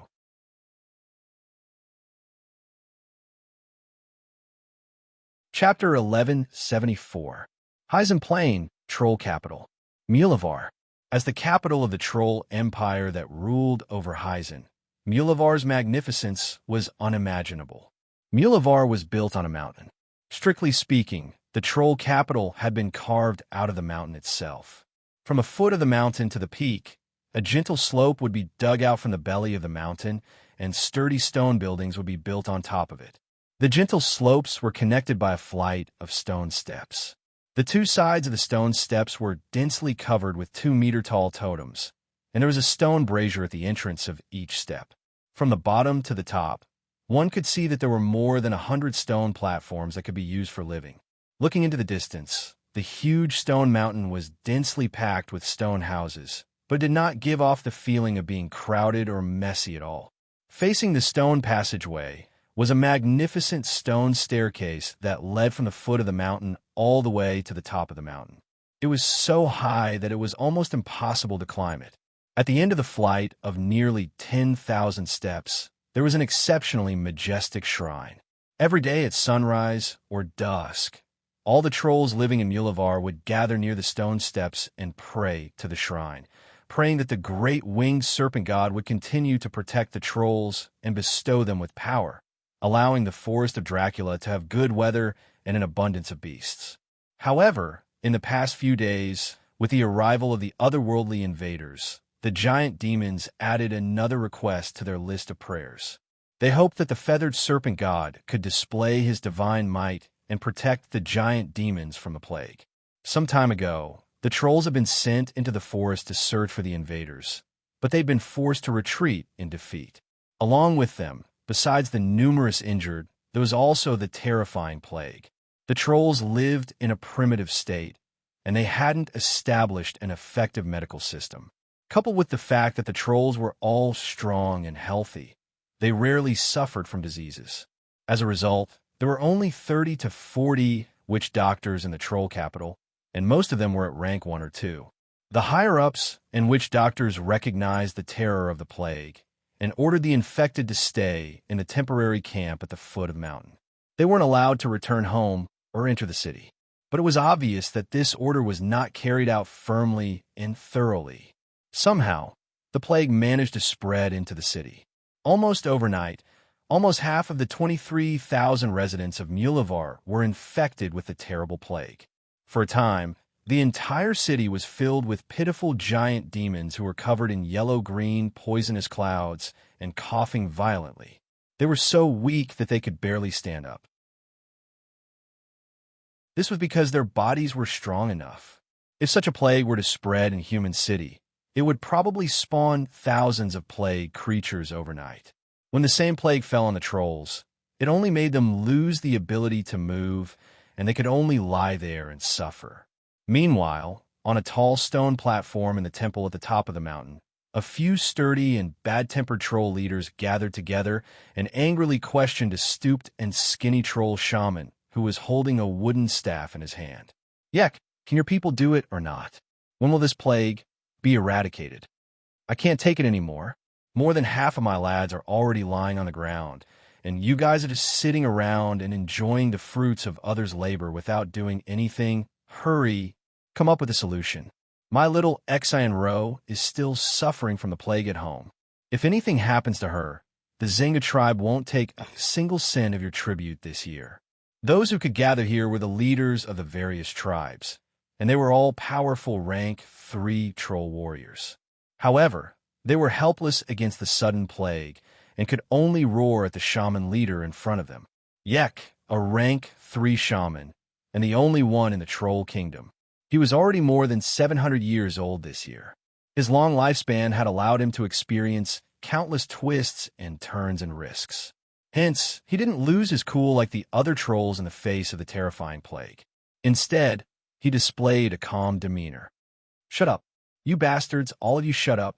Looking at the abnormally irascible leader surrounding him, Yek abruptly slammed the wooden staff in his hand, and a violent gust of air swept them off their feet, causing them to stagger back a few steps.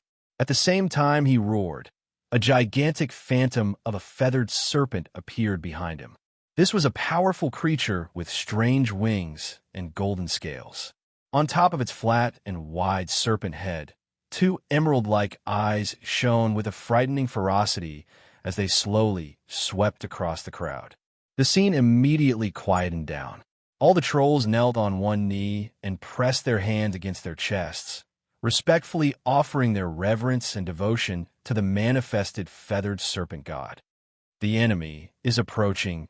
Due to Kano's incompetence, a trace of my source of power has fallen into their hands. I need all of you to take it back. The feathered serpent god hissed sharply, and a strange sound lingered between heaven and earth.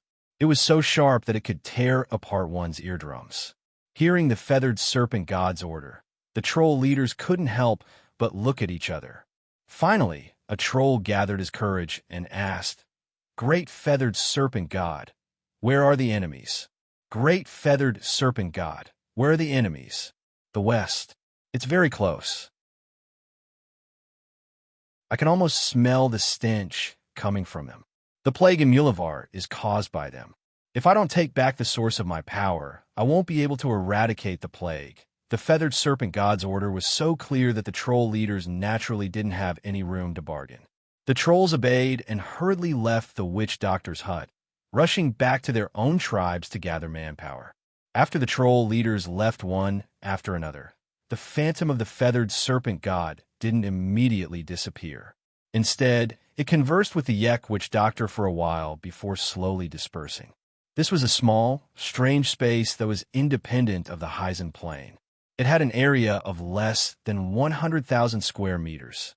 However, the layout was similar to the city of the troll capital.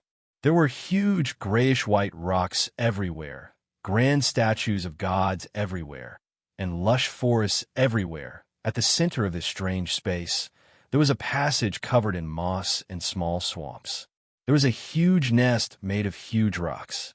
The air here was hot and humid, similar to a common tropical rainforest. On top of a small stone platform, there was a huge eggshell that was more than a meter tall amidst a thick layer of white bones. The feathered serpent god lay beside the huge egg, using its long and thin tail to sweep it up. Then it gently spat out golden lightning at it. The violent lightning that used to be full of destruction seemed gentle and peaceful at this moment. It constantly revolved around the huge egg, splitting into countless small scattered electric currents that were slowly swallowed by the huge egg. Every time it swallowed a certain amount of golden lightning, the eggshell would emit a strange spiritual fluctuation of satisfaction. At this time, the little life inside the huge egg would stop swallowing and fall into a deep sleep to digest the golden lightning that carried traces of the plane's origin aura.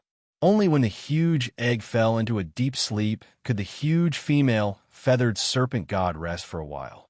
She would close her eyes and open her mouth, quietly waiting for the few male feathered serpents who acted as servants and guards to send food into her mouth. In the entire feathered serpent kingdom, apart from some wild beasts that served as food, The rest were feathered serpents that were worshipped by the trolls. There were only 12 feathered serpent guards, all of them male and with basic strength of grade 2 or 3. The only female was the female feathered serpent god Zuka, who had become stronger and more majestic under the support of the power of faith. She was also the tribal totem god that the forest trolls worshipped. After experiencing the influence of the power of faith for thousands of years, Zuka had mastered part of the power of divine arts without a teacher. Her basic strength had also jumped to the elementary grade 5. However, due to her instincts as a magical beast, she still consumed a large amount of power of faith and divinity to give birth to a child. During the incubation period, her basic strength had fallen from the elementary grade 5 to the advanced grade 4, and she had to face a period of weakness that lasted as long as 300 years. The feathered serpent god, Zuka, spat out golden lightning for 3 days and 3 nights before finally feeding the little life inside the huge egg. Thus, when it fell into a deep sleep, Zuka heaved a long sigh of relief and laid down beside the huge egg, closing her eyes to take a nap. However, every time she wanted to enter deep meditation to recover the power she had consumed, a strange energy fluctuation would overflow from her spiritual sea, disturbing her peace. Bastards, these damned invaders, I'm going to tear you into pieces and grind your bones to ashes. Disturbed by this strange, foreign fluctuation, the feathered serpent god Zuka became violent and tyrannical. Its grand and sharp roar instantly resounded in this strange world, causing the entire space to tremble. All the magical beasts who heard this roar were so frightened that their limbs went limp and they fell to the ground, unable to move. Even the feathered serpent guards were so frightened that they knelt on the ground and spread their wings. They did not know what they had done wrong to anger their master. The little life inside the huge egg was obviously disturbed as well, and it even released an angry spiritual fluctuation with hissing sounds. The feathered serpent god Zuka, who had been abnormally tyrannical just a moment ago, hurriedly suppressed her anger in the next moment. She once again used gentle golden lightning and gentle caresses to coax the huge egg to sleep. The feathered serpent god, Zuka, straightened its body, and its gaze pierced through this strange space, passing through the temple that stood tall at the top of the troll city, and cast it far into the distance towards the west.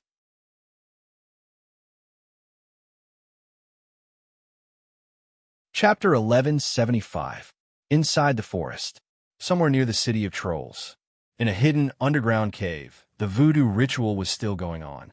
The voodoo ritual was hosted by the poison spirit Remy's old woman, and Remy hid in a corner and watched the whole process with Mary. The cave was not big, and the ground was uneven. There were still some ashes from the bonfire. A long time ago, this place might have been the lair of a large carnivorous monster, but unfortunately, its habitat was too close to the city of trolls. So it was obvious that this place was later transformed into a simple camp by the trolls. In the small underground cave, there was a public area, a lounge, an armory, and some unknown small storerooms. A team of 7 trolls guarded this place. Now, they had become part of the voodoo ritual and could no longer return to their home.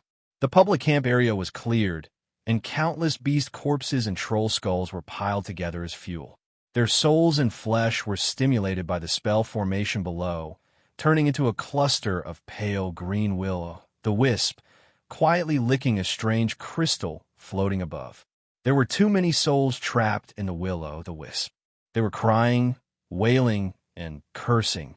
The spell formation gathered the powerful hatred and resentment that overflowed from them, turned it into a terrible voodoo curse, and sent it all into the power crystal. Based on the resonance of the same source of power, this power crystal was also echoing somewhere in the city of trolls. Following the unbreakable origin connection between them, this extremely powerful voodoo curse was also infecting the source of that miraculous power bit by bit. Through the voodoo ritual, Remy could even hear an angry roar transmitted through the plane of laws. Obviously, The source of the power had discovered the voodoo infection and expressed its anger. Unfortunately, not only did its anger not make Remy afraid, but it made him even more excited. Cursing a god. No, cursing a divine object. For any curse wizard, to be able to experience such a thing once was something to show off and be proud of. So, a few days ago, when Mary took out the power crystal, Remy did not hesitate to accept this scary mission. The reason why this mission was considered terrifying was because this kind of behavior would undoubtedly deeply enrage that godly object. Once it was enraged and carried out unscrupulous revenge, the number of people in the Vampire Expeditionary Force who could escape the pursuit of a god creature could be counted on one hand. How's the effect? Can you pass the plague to that guy? Mary obviously knew nothing about voodoo rituals. After looking at it for a long time, she found nothing, so she could only ask patiently. Remy rolled his eyes at Mary's question. Lady Mary, you think too highly of us. The other party was a divine creature. Don't even mention the plague. We can't even pass on a small curse of weakness. If something goes wrong, this place might even... At this point, Remy suddenly shivered and turned to look in the direction of the voodoo ritual. Over there, above the voodoo ritual, a dark space suddenly twisted and shattered. From inside, a blinding golden lightning bolt burst out. Caught off guard, the old poisonous woman who presided over the ritual screamed in pain as she was struck by the lightning bolt. Her clothes, which were not much to begin with, instantly turned to ashes. Her messy and dirty short hair stood on end, and her greenish-purple skin was charred black. Even her mouth was open, and a wisp of black smoke was coming out.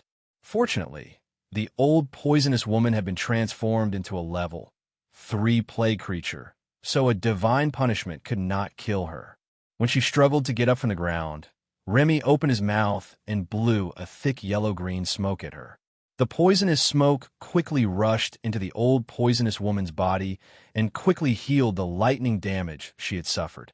However, the holy energy that accompanied the golden lightning was not so easy to dispel. Therefore, the old poisonous woman's strength inevitably decreased a little. Seeing this scene, Mary couldn't help but look at Remy with a strange expression. You are very smart, Mary said calmly. Thank you for the compliment. Remy still had a cheeky smile on his face. You just said that you can't even send a curse spell over. So what's the point of continuing this voodoo ritual? Madam Mary, the voodoo ritual may not be able to curse the feathered serpent, but it can corrupt its mind. So, between a smart and cunning feathered serpent god and a feathered serpent god that has been corrupted by violent emotions, which one will you choose? The latter, of course. That thing has absolute power, and it will be difficult for us to fight it head-on. But once it loses control of its power, our chance will come. Are you sure you have a way to make it lose its mind? Mary asked doubtfully. If it really is invulnerable, I won't waste time here. Remy's face showed a thoughtful look. Ever since I used the voodoo ritual to establish a connection with the feathered serpent, I have felt very strange. It doesn't seem to be as powerful as the trolls described. Oh, what did you discover? Either your previous information is wrong, or it is in a weakened state. In any case, that feathered serpent god is definitely not a grade 5 creature, but a grade 4 creature. Otherwise, the divine punishment just now would not have hurt it so little. Not grade 5, but grade 4. Mary could not help but feel surprised and happy. She did not have Alice's ability to use a hammer and a piece of beast bone to see through the enemy's secrets. On the battlefield, any trace of information about the enemy had to be exchanged with blood and lives. Thus, when she heard Poison Spirit Remy's judgment, Mary was both surprised and delighted. She became even more bewildered. If the enemy was really only a tier 4 divine warrior as Remy had guessed, then Mary and the others might have a chance at survival. As a vampire sorcerer from the main plane, even if the opponent was a grade higher than them, they did not fear a powerhouse from a subplane. Not for anything else, but knowledge, techniques, equipment, and awareness. The natives of this plane might not know much about sorcerers, but sorcerers could obtain a wealth of knowledge about other planes from books and knowledge crystals. By counteracting the effects of the plane suppression, the sorcerers of the main plane were superior in all aspects to the natives of the subplanes, who were still in a primitive and ignorant state. In terms of battle strength, the vampire expeditionary force led by Mary could not contend against thousands of brave troll warriors with strong bodies. However, with just a small plague, Mary and the others were able to force the terrifying troll army to retreat without shedding a single drop of blood. Even when faced with a capital of 20 to 30,000 trolls, Mary and the others were not the least bit afraid. Instead, they schemed to catch all the enemies in one fell swoop. They even schemed against the native totem god that had been hiding behind the scenes all this time, the feathered serpent god. The only thing that gave her confidence was the difference in mentality between the two of them. As a sorcerer of the main plane, even if Mary's strength was slightly inferior to the other party, she still saw herself as a predator. No matter how strong and brave the other party was, in her eyes, it was just a fat wild boar. However, just as she was thinking fiercely, Soros, who was in charge of guarding the perimeter, strode in. "Master, there's movement in the capital of trolls. A large number of troll warriors are charging in this direction. It looks like they want to find us." It looks like that stinky snake is anxious and sent them out again. Inform all the blood breeds to move out. Lure them into the depths of the forest and kill them. At this point, Mary's expression became excited. "I don't believe that the stinky snake can still safely stay in its nest after so many of its followers have died. If it can still endure this, then it means that there's really something wrong with its body. When that time comes, we'll kill our way into its nest. Let's go." With that, Mary whistled and rushed out of the hiding place with her many vampire subordinates. As for the site of the voodoo ceremony, there was a grade 3 poisonous old woman presiding over it, as well as Remy the poison spirit.